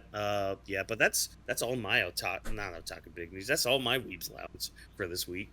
Hey, you know what, Whawkins? Since you talk about otaku big news but essential, how about transition us in? Oh, this is the Otaku Big News and Buzz Central. This is the pulse of our Anime Lately podcast. Get ready to dive into the latest buzz, the hottest news, and our spirited opinions on everything entertainment. I see our first thing to talk about. I am ready to talk about this with you guys. Oh boy, am I both. I'm not heated, the biggest game but news, I think, for I'm 2025. excited. I'm excited. Like more excited than I already was. Game, but even the delay after seeing the trailer, the fact they gave us a trailer after announcing the delay gave me faith and being like, okay, you know what? I'm fine with the delay if this is what we're getting. Like, this is like your slutty second grade teacher just showing you a little bit of skin, like, oh, you want some of this, and then walks away like, I want more, damn it, don't you walk away from me, lady, come on, how dare you, Rockstar, how dare you, stop teasing us, stop blue balling us, you know damn well I'll pay $200,000, $300,000 for this goddamn game, but fucking do it right, please, like we've been telling you, do it fucking right, that's all I ask. And if you couldn't tell from what Crash mentioned, we're talking about GTA 6. Yes, definitely not your second grade teacher giving you any kind of lap dance or not. But I remember my second grade teacher. The GTA 6, May 6th, 2026, coming on next year. I'm not a GTA fan. This trailer look amazing. I'm mad at Rockstar because how you gonna You're tell? not a GTA fan? Excuse me? Yeah, I didn't really like. Look, sir. I grew up with friends as you that knew about GTA, played GTA games, but I was never a GTA person that will actually buy the game. I was stories GTA 5. No. Oh, no. Bro. Oh, no. Not even GTA 5. I'll be playing GTA 6 for my first time and GTA overall for the first time. Like actually, like He didn't play the original Vice Cities or Vice City stories. That's crazy. No, I did not. I don't know how to feel about that. The trailer looks good. I'm just mad at Rockstar because last week when we covered this news, we covered the delay, and it was on Sunday. But then our episode dropped on Wednesday, and then this trailer came on Tuesday, and I'm like, yeah, fuck! Damn it! Damn you, Rockstar! In my head, I'm like, do I tell Whawkins like, hey, let's record something, and I could just insert the recording, but then by the time the trailer came out, I watched that shit at work. I was like, I am not waiting. Yeah, me too. I don't care. I don't care. I need to see this. I need to see why God, we were delayed. Yo. Oh my gosh, dude. You know what's funny too? I saw the video and I was trying to post it on Discord, and you fucking beat me by 28 minutes or 26 seconds. I think 26 minutes for sure. Bro, no, you know what happened? I took a nap. I was like, okay, it's 10:59. I have to go to sleep. I'm gonna take a power nap and wake up and then get ready for work. So much happened. Power nap. It drops 11 on the dot. A minute after I fucking go to sleep, I wake up. I see the video literally first thing on YouTube, like, oh, watch it, great, post on Discord. What happens? Oh, Whawkins posted already. Damn it! Yo, man, look, damn those hips don't lie. Those hips, those thighs, those dresses, those ass cheeks kept getting clapped. She kept going on top of him. She said, yo, papi, yo, daddy, yo, zaddy. I was like, goddamn. Let me ask you guys real quick. Do you guys mind if I give you guys a bit of a quick synopsis of the characters we're going to be getting in GTA 6? Because that I don't think... A-okay. Talk to us real quick. What's up? I do have their photos here. I'm going to just say everything. You guys can probably follow along. I'll probably post it on Discord. But the main protagonist of the story, we had, originally one, person playing the games. The first time ever, we got 3 protagonists in the previous series for GTA 5. For GTA 6, now we're getting 2 protagonists, a male and female MC, Jason Duval and Lucia Cameo. Their synopsis goes, spoilers, by the way, minor spoilers. Jason and Lucia have always known the deck is stacked against them, but when an easy score goes wrong, they find themselves on the darkest side of the sunny place in America, in the middle of a criminal conspiracy stretching across the state of Leona. That's like the state of Florida for us. Forced to rely on each other more than ever if they want to make it out alive. The game, we have been told, is kind of like a Bonnie and Clyde kind of situation. Yes, I could tell. And I've also been told by some sources that this game relies on a lot of social media. I don't know how that will play or tie in with a game like GTA. Like in-game social media or like it's something like you need to make a lot of followers or something like that somehow. Okay, I don't know how that makes sense. Speaking of to be a hero. Exactly. Well, the followers I think is back to the old of GTA game of you having your flip phone and you have to open the phone and you have to have side missions, side quests. So I believe is that added back to the game where instead of having a flip phone you have some type of iPhone or Apple AirPod or Pair if you're from iCarly. So you just be having a whole phone service and you need to make tweets or have like a guideline of a tweet and you probably gain followers, or you do side missions like post about your day, be like, yo, I fucked this bitch today and she was mad good, tweet. Yeah, what's cool, I mean, I'll tell you, you mentioned the AirPods thing. I'm hoping and I'm wondering and I'm praying, because we all know how Grand Theft Auto is with their soundtracks. Yeah, the soundtracks, their radios and all that. Yeah, the radio too. If you're using AirPods in the game, I'm wondering if that means you can always have that radio playing outside of the car. Like you're just walking down the street. Oh, that'd be nice. Playing. I think there is a new. I please chat. Let me know if I'm wrong, but I do believe in that is actually allowed. Like you do that in GTA 5. It's a new update. Excuse me, that's the word. There's a recent update that came out not too long ago. If not, that's probably a mod. If that is an update, for sure, that's going to come over to GTA 6, 100%. But there's a thing I think you could... Oh, no, I'm lying. That's Cyberpunk 2077. That's not GTA. I'm lying. I'm sorry about that. See, so I don't know who... Tomato in the air. Rockstar, make the game great. Take inspiration. Take inspiration. Don't copy homework. Take inspiration. But I'm gonna go along real quick to the names of the characters. I'm not gonna read their bios or their synopsis. You guys, I already put it on our Discord. If you guys want to read along on our little Anime Lady podcast channel. Yeah. But the characters in the beginning of the game, you see this old man with a beard. His name is Brian Heder. I assume he's gonna be one of the first people that are giving you jobs in the beginning, early on in the game. You have these two characters called Real Dimes. I believe they're rappers, really cool girls. Very ghetto-like. I guess we're gonna see a little bit of ratchiness, you know. Is she the blap girl? She is. She is. Trailer? Both of them. Yeah. You have. Oh my god! I was laughing that literally my 3 comments on the document was brah brah brah, and I wrote this fucking a lot. Both the 2 MCs, anytime they're together, they can fucking, and I love it. And the third one, if you got friends, hook me up, please. Because he said that he wants a girl also to be fucking too, and I love that. His name was Carl Hampton. With the baddies. Yes. We have the 2 girls, Real Dimes. We have Booby Ike. I assume that's like a bootlegger version of like T-Pain or something like that. Because again, I saw that and I just got like Cyberpunk 2077 vibes, and I'm just kind of like, it's funny that Whawkins said that, and I'm like, don't copy your homework like that. Like, at least make it a little more original, boys. You have Raul Bautista. Which is crazy because I was thinking about Dave Bautista. I'm like, that didn't look like Dave as well. Like he does kind of look like him a bit.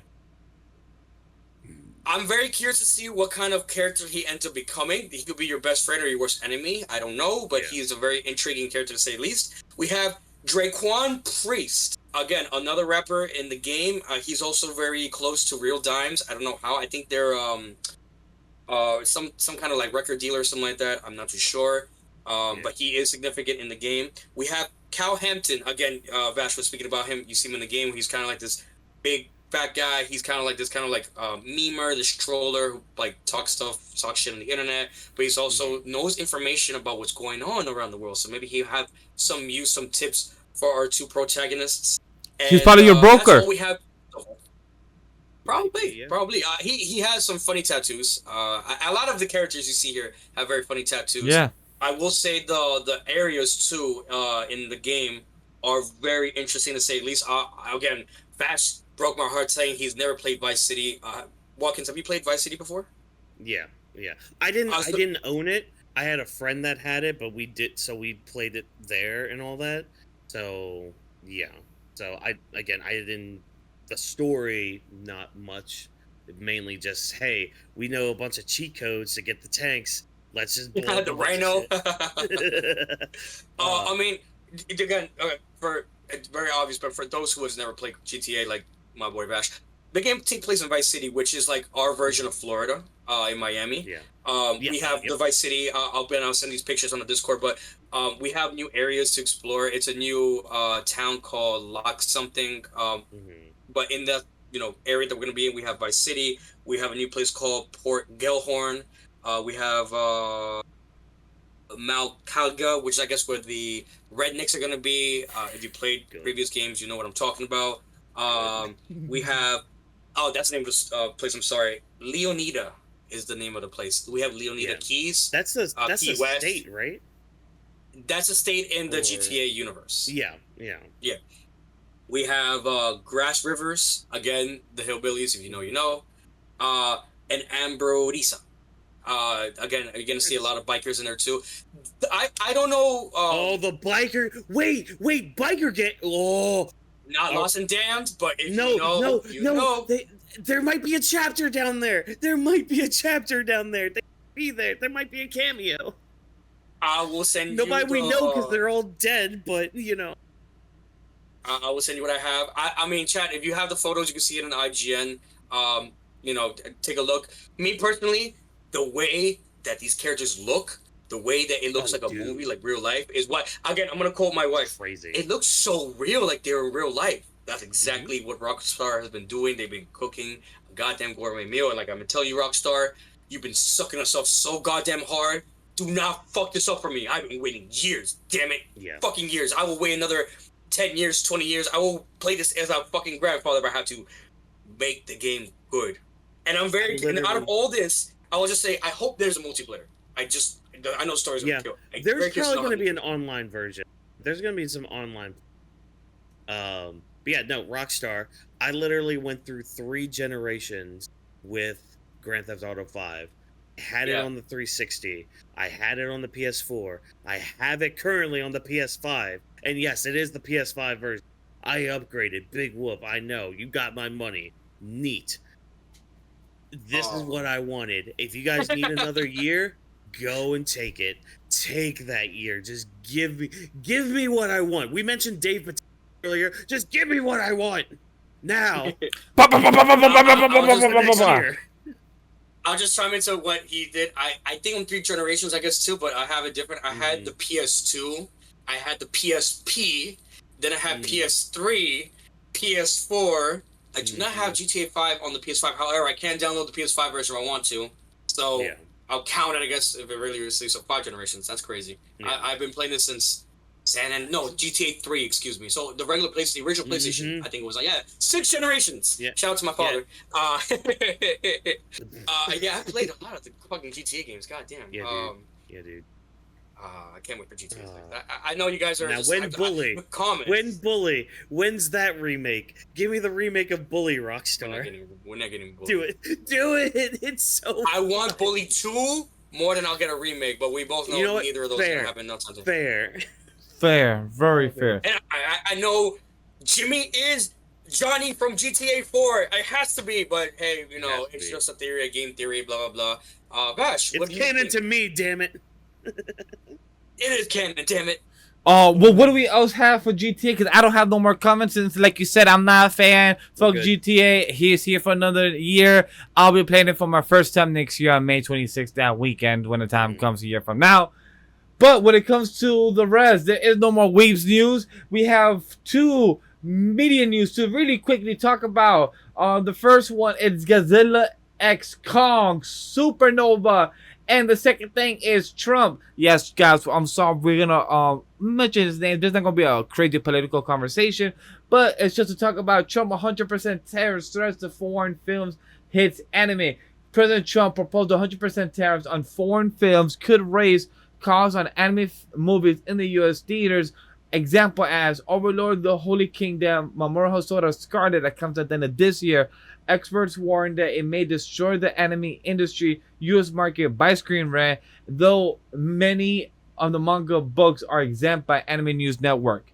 And so my question to you guys, will the tariffs kill the anime or movies that are being shot overseas and try to be distributed in the U.S.? It's all a play. Go first? Like, what he's trying to do is trying to get people to play ball with him and all that, because there's no way that you could realistically keep these tariffs going and really see a benefit from it. It's like he's because if nobody plays ball with him, if they call bluffs, we're all screwed. Like that, I'm just gonna flat out say that right now. Like, nobody's gonna be able to afford anything. I don't want to get on a whole political rant with it. It's just worrisome because of how the industry, like mainly just the entertainment industry, is gonna be hit, and the entertainment industry just continues to get hit year after year. A lot of things, you know, and I mean that's just all over the board. Whether it's movies, animation, TV, music, like any form of entertainment, you're in some sort of hot water when it comes to whatever you want to do or release to the world, because nobody wants your entertainment. Nobody wants to study the entertainments or pay for the study of entertainments. They just want to be like, oh yeah, you're an entertainer, you're not much of anything. It's just, well, no, we're still human. Like, I shit you not, as during my 20s when I was like touring with my band, I can't tell you how many times a bar would just be like, oh yeah, we're paying you in exposure. No, I drove my car like 3 hours to get here.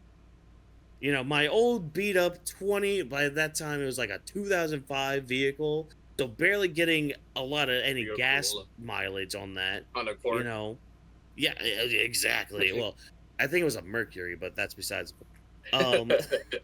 It's like, no, I need to be paid money. You want to say paid in exposure? No, that doesn't pay the bills. That just is a hope of being like, oh, you might get noticed. well, people might like you, but hey, we're giving you the floor to show what you got. It's like, no, pay me. Like, I need to live. I can't just live by playing. I need the money that comes with it in order to survive. But no, we can't freaking pay. No, I'm gonna get off my little soapbox here. It it irks me. It really irks me when like entertainment is hit like this, because it's like, why? It Why? it sucks as somebody who also works in the industry, like you're expressing. Like it really sucks because, for example, what Whawkins said that the entertainment industry has been hit after year after year after year. Mhm. It hasn't caught a break. Literally since 2019, it's been trying to survive. The pandemic happened. The whole entertainment of pro wrestling, sports got hit. No more in person. The 6 feet. Everything after coming back, the movie theaters was almost close to being bankrupt. Movie Pass, who just came back, got closed down again, and then we have the actor strike as well. At the time, 2-3 years ago, the AI being interfaced into art, also into screenwriting, all these concepts. When it comes to AI, it kind of hurts the industry. So even my parents or my brother or one of my family members even asked me this past week, how would this affect the entertainment industry with anime or movies being filmed outside? And I'm like, it will. For example, Mission Impossible is literally filmed outside of the US many times. Mm-hmm. Thunderbolts is filmed outside. Game of Thrones, one of the biggest films, is filmed in Sweden, I believe, or Australia, one of those places. I forget the exact ones, but they film outside of the U.S. territory. Their base, the company is based in the U.S., but the workers or where they're filming, the location is outside of U.S. territory. So would that be in conflict of interest, or what is going to be exempted? And that's the interesting question when it comes to this big type of dilemma with the tariffs. And that's the thing that we should at least kind of discuss, because it does affect us when we're discussing the anime, the manga, or the webtoons, all the media, movies, and television that literally are distributed worldwide. That's why, for example, pro wrestling wasn't a worldwide concept, but now because it's being distributed by Netflix and licensed, where they could be on out of the 178 or 182 countries in the world. Right now, pro wrestling of the program of WWE is being streamed on 163 countries, I believe, on the top of my head. So for that to be something like that roughly. So to show the power of distribution and licensing and streaming with the loopholes, I'm sure we'll find other loopholes for this, but I know it's going to be harder with the tariffs. And as somebody right now who's struggling to buy a fucking storage for my own PC for the past couple of months, I'm struggling with the tariffs. So right now I could be like, go fuck yourself, because I also need to update my PC to do much stronger and bigger stuff, but I'm not able to because of the tariffs. So, and also my work industry has been slow because of the tariffs, because of budgeting. When it comes to work, instead of hiring 10 or 12 people, they can only hire 8 people or 6 people. So instead, they got to pick and choose who to hire. And that's what happens when it comes to the entertainment industry. So, Crash, any thoughts about this as well? Since I know that we're getting close to our end of the show, transition to our main topic. I'll just say my thought real quick. The question was, will tariffs kill anime in theaters? Because I'm not going to say his name. I call him the Grandmaster Templar. He is, me personally, my enemy against the assassin. Okay, so Palpatine. That's giving him too much credit. The guy that on the White House, posted a red lightsaber with him in the cloak of a Jedi. Remember that too? Bullshit him as the fucking Pope, man. Nope. Yeah. So okay. Continue, Crash. Continue. Will tariffs kill anime in theaters? I don't think so. As an anime veteran, I personally have just started to watch anime in theaters a lot last year, and I do plan on watching a lot more movies this year. Like Scarlet as well. Yeah. We talk about that. But that being said, if the push comes to shove and prices increase, that is not going to change my love for anime. Are things going to get expensive in life? For sure, and that's how things are in life. we are gonna have to make sacrifices. We're gonna have to make compromises in life. And for me, when it comes to anime, I want to give my support to those who create that idea of whether it's an animation, in a short 24-minute video, in a movie theater for an hour, 2 hours. Somebody went out of their way to make a story with a gorgeous character that may not have big bazonkers, sexy thighs, huge feet, whatever. Pick your poison, chat. I don't care what it is, but whatever you like about the character, you appeal to it, and you want to see it however you want it. Whether it's physically, in 3D like a statue, a manga, watching it. There's always gonna be support for it. So that being said, if the prices go up, I'm gonna pay it. If it goes up a good couple bucks, all right. It is what it is. Will it potentially go down in the future? For sure. When? I can't tell you. What I can tell you, Shannon, what I've been telling you is that be ready, because it's just like I said before in the beginning for my intro. We're going up and down this bumpy hill in life. Right now I'm up. Tomorrow I could be going down. Who knows? But it's the same thing with anime. It's a bumpy road. It's an entertainment. Aspect of life where everyone's just trying to do what they can. And what we as supporters, as viewers, as consumers need to do right this moment more than anything is be there for those people, because they rely on us just as much as we rely on them. This is an equality kind of thing where we get copium with these characters that we're in love with, and in exchange they make more of these characters that we love to see all the time. So if you want to support them, go watch the movie. If it costs 10 more bucks, it costs 20 more bucks, 50 more bucks, what's the harm?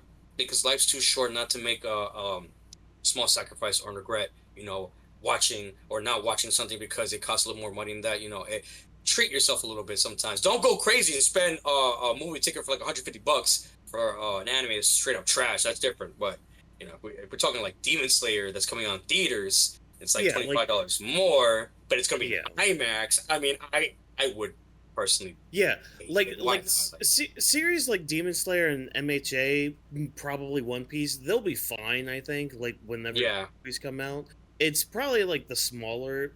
I say smaller series, but maybe more niche series. Like Witch Watch, it just came out with a 3-episode thing in theaters. Like Dawn to Dawn, it came out last year. Also, Solo Leveling with the Rebirth or Reawakening. Solo Leveling, yeah. Stuff like that.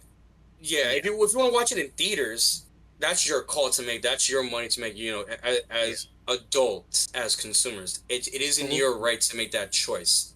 Yeah. Don't make a choice you won't regret. And if you do make that choice, be proud of where you're standing. Whether you spend $35 on a movie ticket that you could have saved up and just watch it at home if you waited fucking 3 more weeks, or if you want to watch it by yourself and enjoy the shit out of it, and now you're ahead of the game more than everybody else, so you would waste another 3 more weeks not watching that anime. It's whatever it is, you're supporting the people, you're supporting your animator creators, the production studios, and that's what it's all about. So, to the Tariffs, fuck it.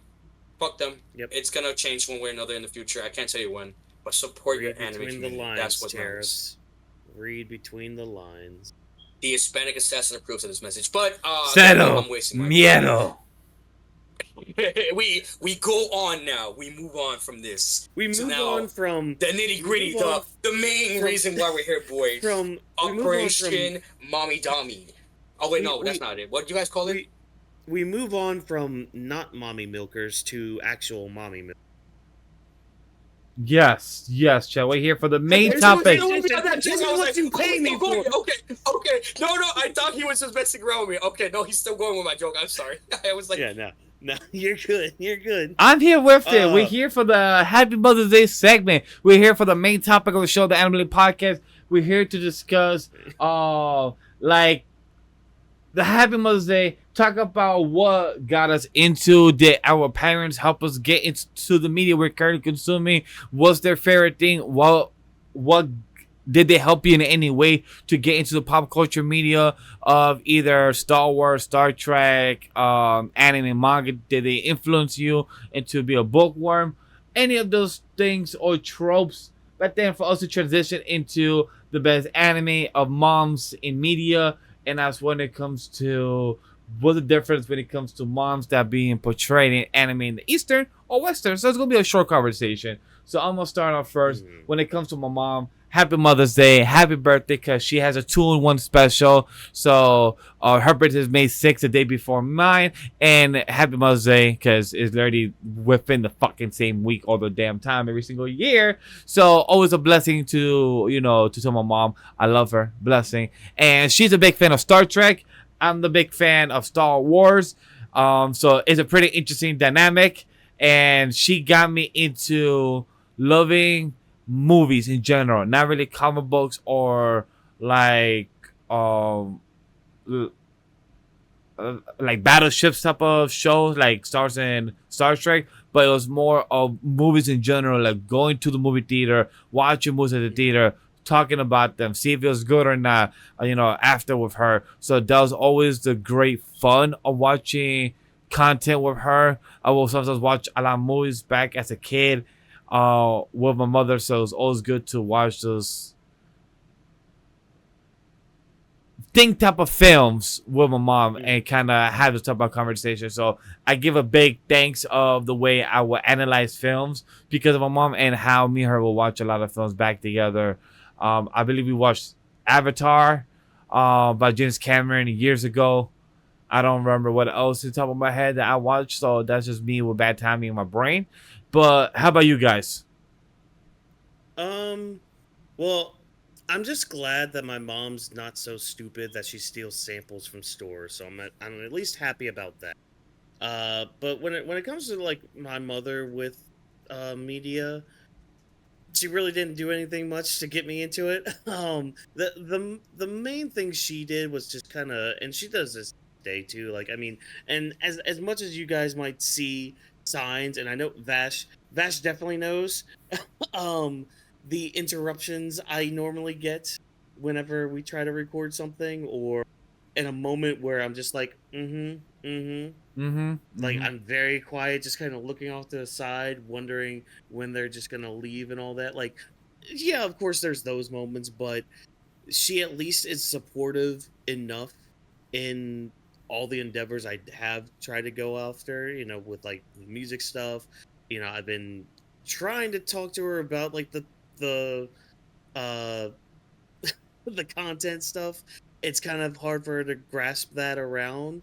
It helps that she at least knows what radio stations were and all that, and like news stations and all that stuff. So, and on the same concept of like what podcasts could be, like the new form of what radio to podcast. Exactly. Yeah, I kind of give the same Yeah. explanation to my mom about that, because the same type of issue you're going through with like yes, I'm not alone, I'm not by myself. It's kind of what my mom used to interrupt when me and my old co-host back in the day, Sam, when we used to do content together, and my mom would interrupt us, and people will see in the Patreon version of what my mom will interrupt, but not in the like the actual edit version. I will cut it out. But if you saw in like the actual Patreon, mom will be a whole side conversation and just pop her head and like, hey, hi, hey, can you interrupt? I'm like, cool. Can you get out though? We're recording. Yeah. So it was all fun and games. And she's at least respectful enough to be like, okay, I won't like try to bother you. It's just, it mainly part of that is just like the space we have here and all that. But I mean, I think that's just the main thing with the support she'll give for these projects and all that. And I think even if you're a parent out there that isn't into anything that your kid does, or you see much benefit of it, as long as you're supporting them to the best of your ability, Agreed. that's all you need to do. And being present. That's really, yeah, be present too. Like even if you don't understand what it is that they're doing, you can at least try to like try, like try to try really. So, I mean, that's really the main thing with her. I mean, again, she take me to movies. I mean, one of the memories that's coming to my head right now is just like her taking me to go see like the first 2 Pokemon movies and all that in theaters. And I remember with the first one, because like back then when you would go see like a Pokemon movie, they would have like the Pokemon cards with them. So like, however many tickets you had to go see the movie, they would give you that many cards. And I remember with the first one, I begged her to like have like me, her, my grandma, and my sister go, so I could get all four of the cards that they had Oh, for the event. And I think we were able to at least no, I think we were able to get all four of them to go. So I was able to get all for that. So yeah, it's just stuff like that, just agree. keep that in mind, whether you're a current mother or a future mother. Like, just support your child in what they endeavor to do. If I could add as well, my mom when she came back from a trip from Colombia and she got me gifts. I love how my mom used to give me random T-shirts that I barely ever wear Mm, because my mom would give me T-shirts that I don't even touch or wear. And I'm like, why you getting me this? But like, I don't tell her like, why you getting me this? She's mad ugly. I just be yeah, like, oh mom, thank you, I love this, and I put it in my closet and I never touch it. I just see it in my closet and I'm like, I know that shirt, never gonna and if wear and though. if anything, my mom's kind of like at the level of support she had with like the things I liked and wanted to do and all that stuff. Like, she's part of the reason I actually have the anime collection I do, because like Yep. she actually like went out of her way to like get like a bunch of these box sets for me. So like back in high school, I started to collect like the Naruto, the Dragon Ball Z like box sets and all that of the DVDs. And I mean, she was the one that was really mainly paying for them too. So like, if it wasn't for her, I probably still like I would probably still be in the anime, but I wouldn't have what I have today without her support with that. Um, Same. My mom, yeah. my mom brought me the One Piece shirts. My mom's got me Hmm. the Ju- the Jujutsu Kaisen shirt. Whatever not Yeah. that she sees anime or manga or knows that's cartoon related, she will call me or go out of her way and get me a shirt or get me a product slash item from Hmm. there and be like, hey, I was thinking of you. And I'm like, just knowing that's anime or manga, I'm like, dope. It adds to my collection of graphic tees. In my head now, I kind of want to like, can you give me pro wrestling shirts now? Like, can you take a break on Yeah. anime and manga? Can you build my collection of pro wrestling? Because I don't got much. Because Hmm. with anime and manga, I got at least 25, 30 where I could recycle within the month or two. But when it comes to pro Yeah. wrestling, I can't recycle them. I got 3 or 4. So once I wear all 4, I gotta wear to the next cycle of laundry to be like, I got them again. But I don't. So like, I need to restock more shirts of these Hmm. of pro wrestling. Need to buy them more. Just get like, just get like two or three more shirts and you'll be fine. Like, I literally have like maybe 5 wrestling shirts that I just cycle every week for Weeks of the Ring. It's like, all right, here are my two Ah, wrestling shirts for this week. the Oh good wait, part of there's a having a TLE. dryer and a laundry in the crib. The good part of Hmm. that. Yeah, the good part. Yeah, it is. It is a Yeah, good The part good of life. that. The yeah, good the life. good life of that. But Crash, Talk why to don't you us. go ahead? How's your mother? Does she put you in your media? Yeah, and please, I have please, hopefully she is, a good person. I have two Mother's Day shout outs to give. The first one Mm, goes out to my wife. Happy Mother's Day to you for being a good mother to my kids. Unfortunately, two of them did pass away. It is sad, but throughout all that, they were the best times of my life. I wouldn't take that anything for granted. So for the moms, whether they are pets, kids, step kids, whatever it may be, never take anything for granted. Time is short. Spend mhm. as much time as you can with them. You never know what happens tomorrow. Take every day you can, every second, every moment, and cherish it, to the best of your ability because you never know what happens tomorrow.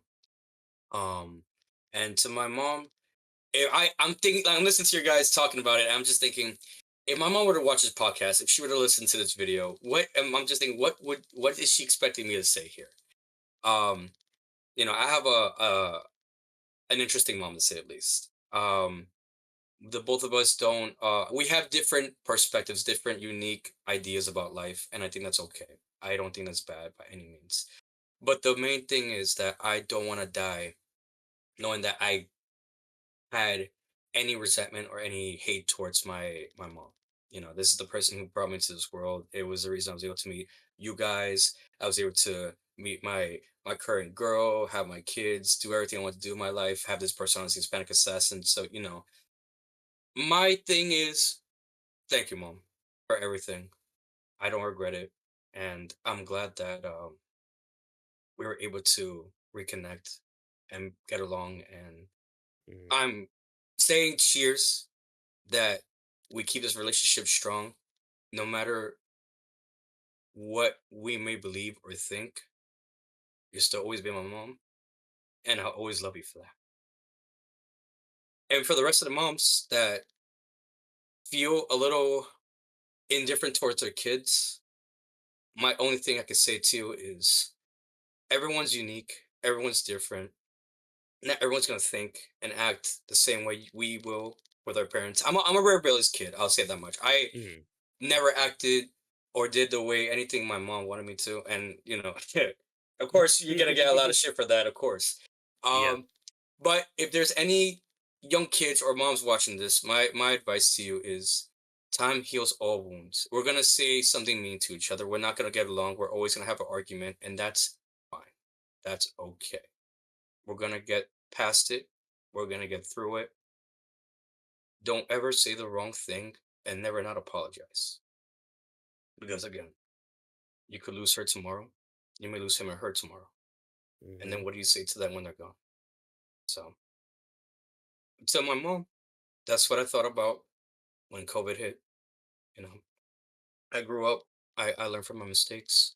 And, tomorrow's a different story, but we do it together. We're not going to do it separate anymore. And I hope for everybody watching, whether they have resentment towards their mom or moms have resentment towards their kids, that they may think a little bit about their situation and they may outgrow their respite or their hatred, whatever their feelings may be towards their loved ones, and they learn to better themselves because there's just too much evil in the world. And right now, we need a little bit of good. We need a little bit of hope. And that's literally Mhm. my advice to you guys. Be good. Be hopeful. Do the right thing. Be the better person. Apologize. Take the L, whatever it is you want. But give your mom a hug. And just remember the feeling because it may not be there tomorrow. Yep. Amen to that. Because never Amen. forget, she was your first apartment. Sorry, I had to lighten the mood a little. I had to lighten the.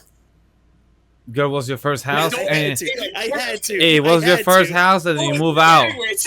You was there for 9 months, and they told you eviction, eviction, time to get out, and you went down the water slide. I'm sorry, I had to. It was a great moment, great speech. But hey, perfect. That's how you feel? No, yes. look. Before we end the show, let's give it some light heartedness. Let's start off with the moms who have stolen the show in anime and media. So when it comes to anime, Can I go first, please? Yeah, go ahead. First, please. Oh my gosh. Talk to us. I know you guys are gonna steal this character, and I want to get ahead of the gun first. I gotta give a big shout out. This is the OG. This is the first person I thought of when we were talking about this when we were doing the draft. Izumi Curtis, the teacher of Ed and Alphonse Eric from from Fullmetal Alchemist Brotherhood. Sorry, I'm gonna fuck that up. I think we're starting strong that here. woman is the GOAT. Will always be the GOAT. That chancla literally is the spitting image of a Spanish woman. You do not want to fuck with the Spanish woman right here. And if you have not watched Fullmetal Alchemist Brotherhood, please watch this because What are you doing? Yeah, what? Yeah, seriously, it's the best anime of all time. Like top 10. Like, what are you doing? This mom, literally, I call her mom. She's a teacher to them, but she really is a role model because she takes on the little role of mom since their mom is not there anymore. And I can't name another anime, a more powerful anime that really describes someone that is there for another woman's children when they are gone. Not a lot of people can say they can take that role and have like the patience and the care for those. And look what happened with these two characters. Goated characters. They had best ending. They made it out for sure. Like that. Oh, Come on. What more is there to be said about her? She kicks ass. She's so cool. The goat. The goat. Yeah. Nothing more to be said there. Okay, all right, that's a solid one, and you know I'm glad too with Azumi Curtis that she's at least not ugly because if she was, then you know Justin Bieber would have to say never to her. So Damn. I have a whole list of these. Keep the mothers coming. I got a spots for all of them. Look, I have was memes for shout out to anime people in general. I'm gonna put it I was gonna give a Discord, you guys shout are out gonna to laugh. Your Forger from Spike's Family, from Kushina Uzumaki from Naruto. That is Naruto's mother. If you guys didn't know it, or you guys were living under a fucking rock. We also Yeah, got now. Carla Yeager. If you don't know who that is Aaron Yeager's mom that got eaten by the Titan in the beginning of the first couple episodes. Carla Yeager. Yeah. Carla. The woman who sucks dick like in scripture. If you watch China the Bridge, you know what I'm talking about. Oh, Carla. What about that, Carla? If you know, you know, guys. If you know, you know. Oh my god. Damn. Was not expecting that. I was not expecting that either. It just threw me off. But yeah, Carla. From Carla Yeager, we got when it comes to anime mom, who else you got, Whawkins? I mean, I'm gonna shout this out because of just her symbolism within the story, or at least symbolism with characters in the story.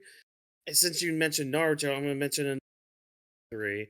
Masaki Kurosaki, who was Ichigo's mom. And the main thing with her is just what she kind of represents. I see what you're saying. Yeah. Represents, yeah, but like what she was for the family. Because and Ichigo's dad kind of hit the nail on the head where she was basically the son to them and they just all revolved around her. And it's like, okay, you hear that statement, it's like, okay, yeah, they kind of worshipped her and all that stuff. But like when you get the flashback to like when Ichigo's dad meets her and how he kind of courted her and how like just the way he talks about her is just it's something very special, and it just puts into perspective just the kind of woman she was, a very not heartless woman, a very selfless woman, mind you. Like she lost her power, a majority of her power, and still was trying to protect her son from a hollow because hey, Quincy God decides to fuck everybody over and take all their powers. um but again, just like when they lose her, they make it like this huge big event, big enough for like Ichigo to take a day off of school. Like, and I say, oh yeah, he takes a day off of school, but I mean that's kind of a bigger thing when it comes to like different cultures and all that. But Ichigo takes a day off of school to literally go with his family and visit her grave. Like, and they do this every single year, and it's like at least with my family and my parents, they don't really go to my grandparents' grave too often. Like they don't make it like a yearly thing.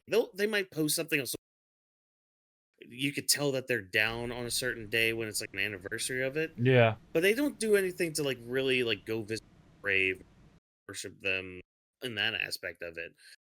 And but just the reason behind them like go like literally taking a day off. Like the Ichigo's dad runs a damn health. Like, you're telling me you closed down your health clinic for other people? People might be sick or dying, and your clinic's like locked down, closed for a day for you to worship or like remember your wife. It's somebody that you gave up the soul society. You gave up being a balancer for the universe, like because that's what soul rippers do. They balance the universe, it doesn't implode on itself. You literally gave that up for a woman that made you feel happy. But not only just that, like there's other things too. But it's just like it's something I always also look at too with somebody. It's just like, okay, that this feeling you get, what is it? It's almost an unearthly, innate feeling you get with somebody. And like Masaki's a good example of that. And just a lot of her story too just harkens into that. But I at least wanted to shout her out. You mentioned, she's mommy, obviously, but that's a whole different other kind of Yes, sir. mother, mommy, and all that. Um, Kushina, She's really good. You have Maka's mom on here from Leader. I have to go back with a lot of what she's about. But I do remember her being a strong mother figure. But also in your background too, I'm gonna mention a couple people. Belmir from One Piece, Yes. top tier mom. She's one of those found family kind of things Yes. where like she found Nami and her sister when they were super young while she was a marine, and she literally like paid the toll that would have kept her alive. She paid that toll in order to keep her daughters alive, and the fact that she died for that, it's good shit. It's good shit. Deku's mom, you have her on there. She's an okay mom.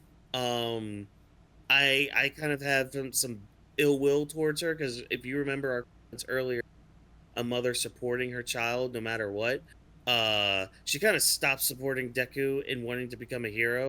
Yep. And just kind of said, "Oh, I'm sorry." Like I get it. You're probably upset that like you feel like it's your fault that he didn't get a quirk, but they could have still like supported him a little more. I don't know. It just, I mean, she supported him too when he finally became a hero and went to UA and all. I don't know. She just kind of, I don't know. Just that initial part of her just being like, "I'm sorry." Like that's not. Deku literally says that in the show. He's like, "That's not what I wanted to hear. That's not what I needed to hear." Yeah. And he goes through his whole growth and all that, but that's a lot of the anime mom. We also can't forget the girl right here from Jobless Reincarnation.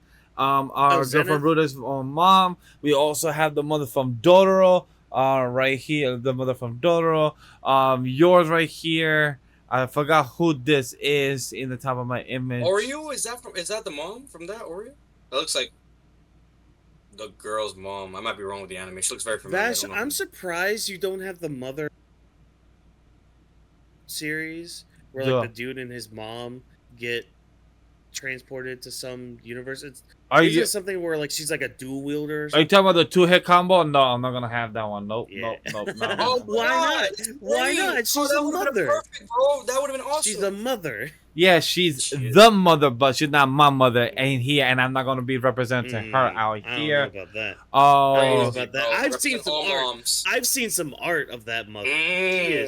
She is a mother. Now we're in gooning territory right now, folks. Yes, we're in the gooner territory. I also want to give a quick shout out as well to a few mothers as well. Elastic Girl, aka from The Incredibles, Marge Simpson from The Simpsons. We also got Martha Kent from the Superman.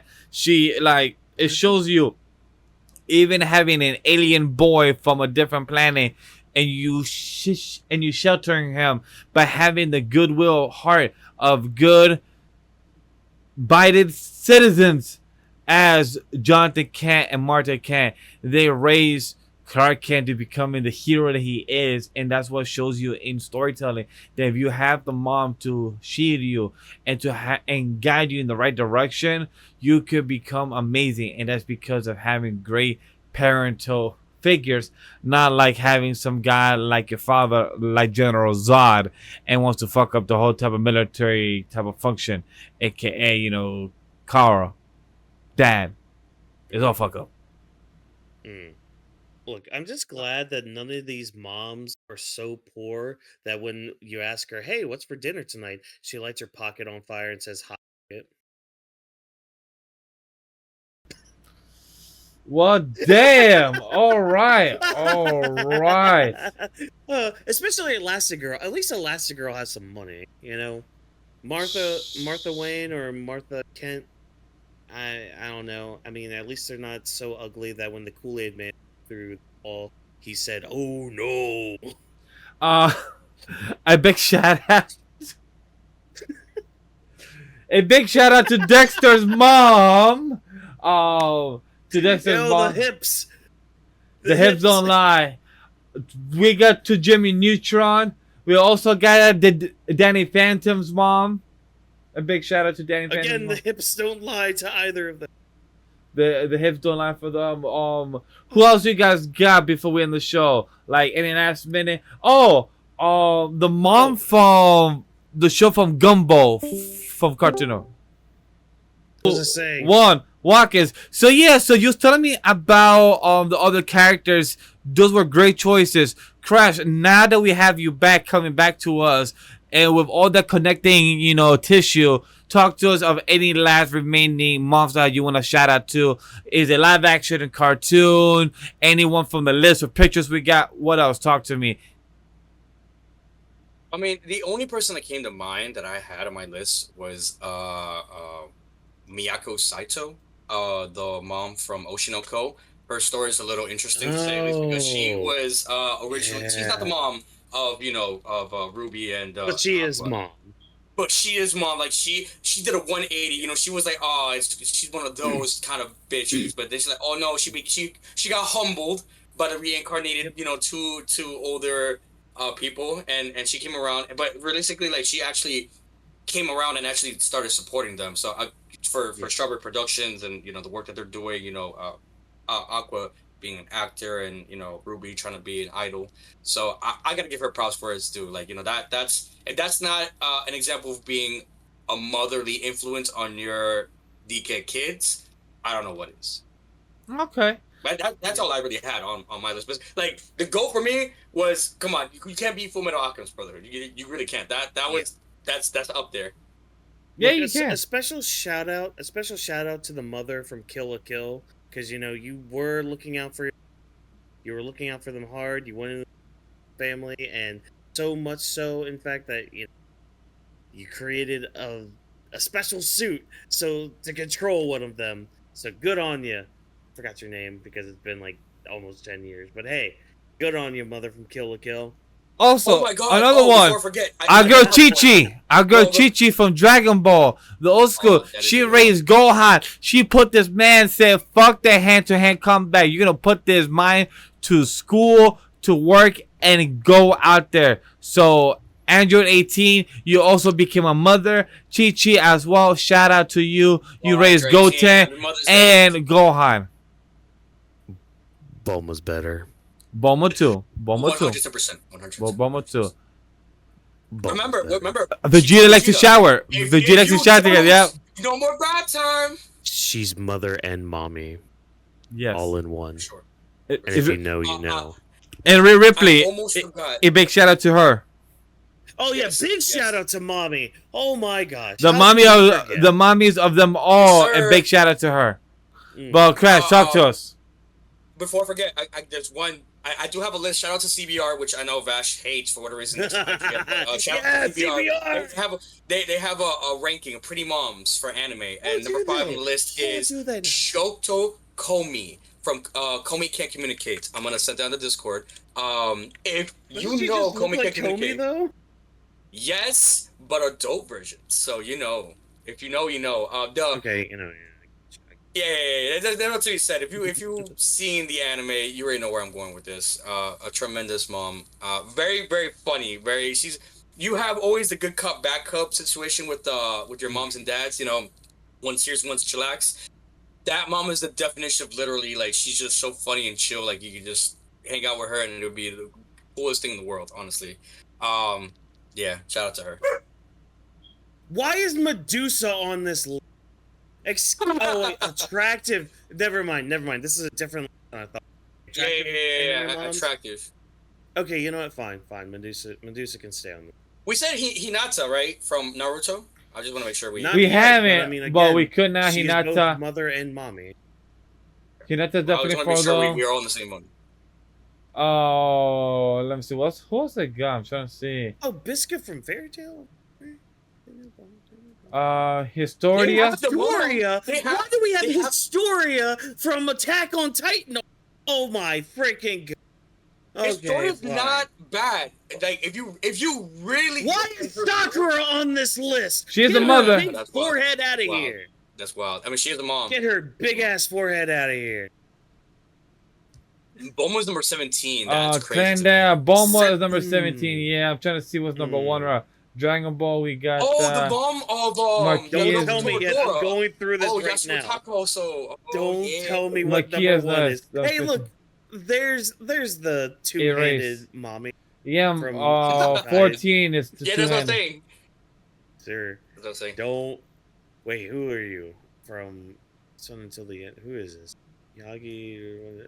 What are you from? Nagi Yoshino? That's from Juju Kaisen. Yeah, JJK. Oh, okay, yep. All right. Or number 12? Kyoko. Fruit It's also the Basket. anime if you go to one Hinata down. makes There's sense. Hinata. Okay. Yeah, Fruit Basket's here, Boruto, Tomo Shoken's the girl. girl. Bakugo's mom makes sense. Yeah, Oh, okay, Shinoko. Bakugo's mom, come on. That's if you got smash. Yours number 6, okay. I'm waiting for number 5. Who's- Okay. Hoshino, I personally wouldn't call her out. Why are you Adversarial, on Vaughn. here from Demon Fate Slayer? Zero. Get out of here. Number 3 from Demon Slayer, okay. Number 2 is Who Ren are Nakano. you at number 1? Oh! I guess I'm gonna read a Rumiko. Welcome to Rumiko. Demon School. Yeah, bro, Oh, I think yeah. it has like 5 or 4 seasons right now. 4 seasons, I think. Well, I guess I 3 gotta watch tier. a Rumiko. 3 season and That's what- 3 season, and I believe this girl has like 5 kids, and makes sense. Well, she's about to have 6. Damn. Copy. All right. Yeah, shout out Awesome. to CBR. Oh, I can't believe you just said shout out to them. Anyway, when it comes to CBR, I will say, look, this was a good show. It comes to our outro, Wait, who wrote this conclusion, article? our closing thoughts, our plugs. This is where we come to the actual outro of the show. We did our topic. We did our show discussion. We review a couple things, Chad. You want to know what we review in the time code? We review, what was it right here? We review Sinners. We review The Last of Us. We review Expedition 33. We review To Be a Hero and a new manga. And then the thoughts of the Tariffs. And then the best moms, MILFs, and best moms in anime and manga and hentai. Sorry, not hentai. Doja. Sorry, not doja. Not yet. Just moms in general.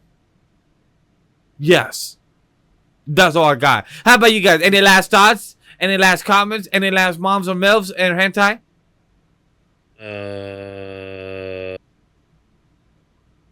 But You want to go? You want to go first, Whawkins? But look, ladies and gentlemen, boys and girls, ignorant children of the Isle. It's good we talked about a lot of mothers and a lot of the good things and the bad things about. Just always be happy that, hopefully your mama is not so ugly that her parents had to feed her with a slingshot. At least your mom's not as stupid that she stuck a phone up her butt and thought she was making a booty call. And just be happy that your mama's teeth aren't yellow, that they're not so yellow, that when she smiles, people slow down. Just be grateful that your mom has none of those things. Because, hey, she could always be so ugly that when she goes into a strip club, they pay her to keep her clothes on. Crash, how about you? I got no comment. I don't. So Father's Day is next month, and June can't wait to talk about Father's Day of who's the best. Oh, I can't wait to talk about Show Tucker. We'll talk about daddy. Yeah, you got Dress Hunter. Get me socks and underwear for Father's Day because that's what a father always wants or all he needs. Definitely, a 1-month subscription for Netflix. That's also pretty cool too. And keep reading them dojins because mommy milkers, big thighs, and yes, chat. I do know damn well you like feet. Whatever it is, I don't judge. Do what you gotta do because mother. Play Expedition 33 if you like feet. If you know, you know. Death by Snoo. Because, Chad, thank you for joining us tonight on taking the time to listen in for this morning or afternoon, wherever you guys are listening to. The Anime Lady Podcast is presented by AniMa W3 Studio. Our production team, Vash, Whawkins, Roman, Jokester, and a special thanks to our always as Crash to substitute and come in and have our discussion with the show. Don't forget to follow back on the social medias of Legendary Vash, Whawkins MW, Crash X3136969, Anime Lily Podcast, hashtag Anime Studio, Weebs of the Ring.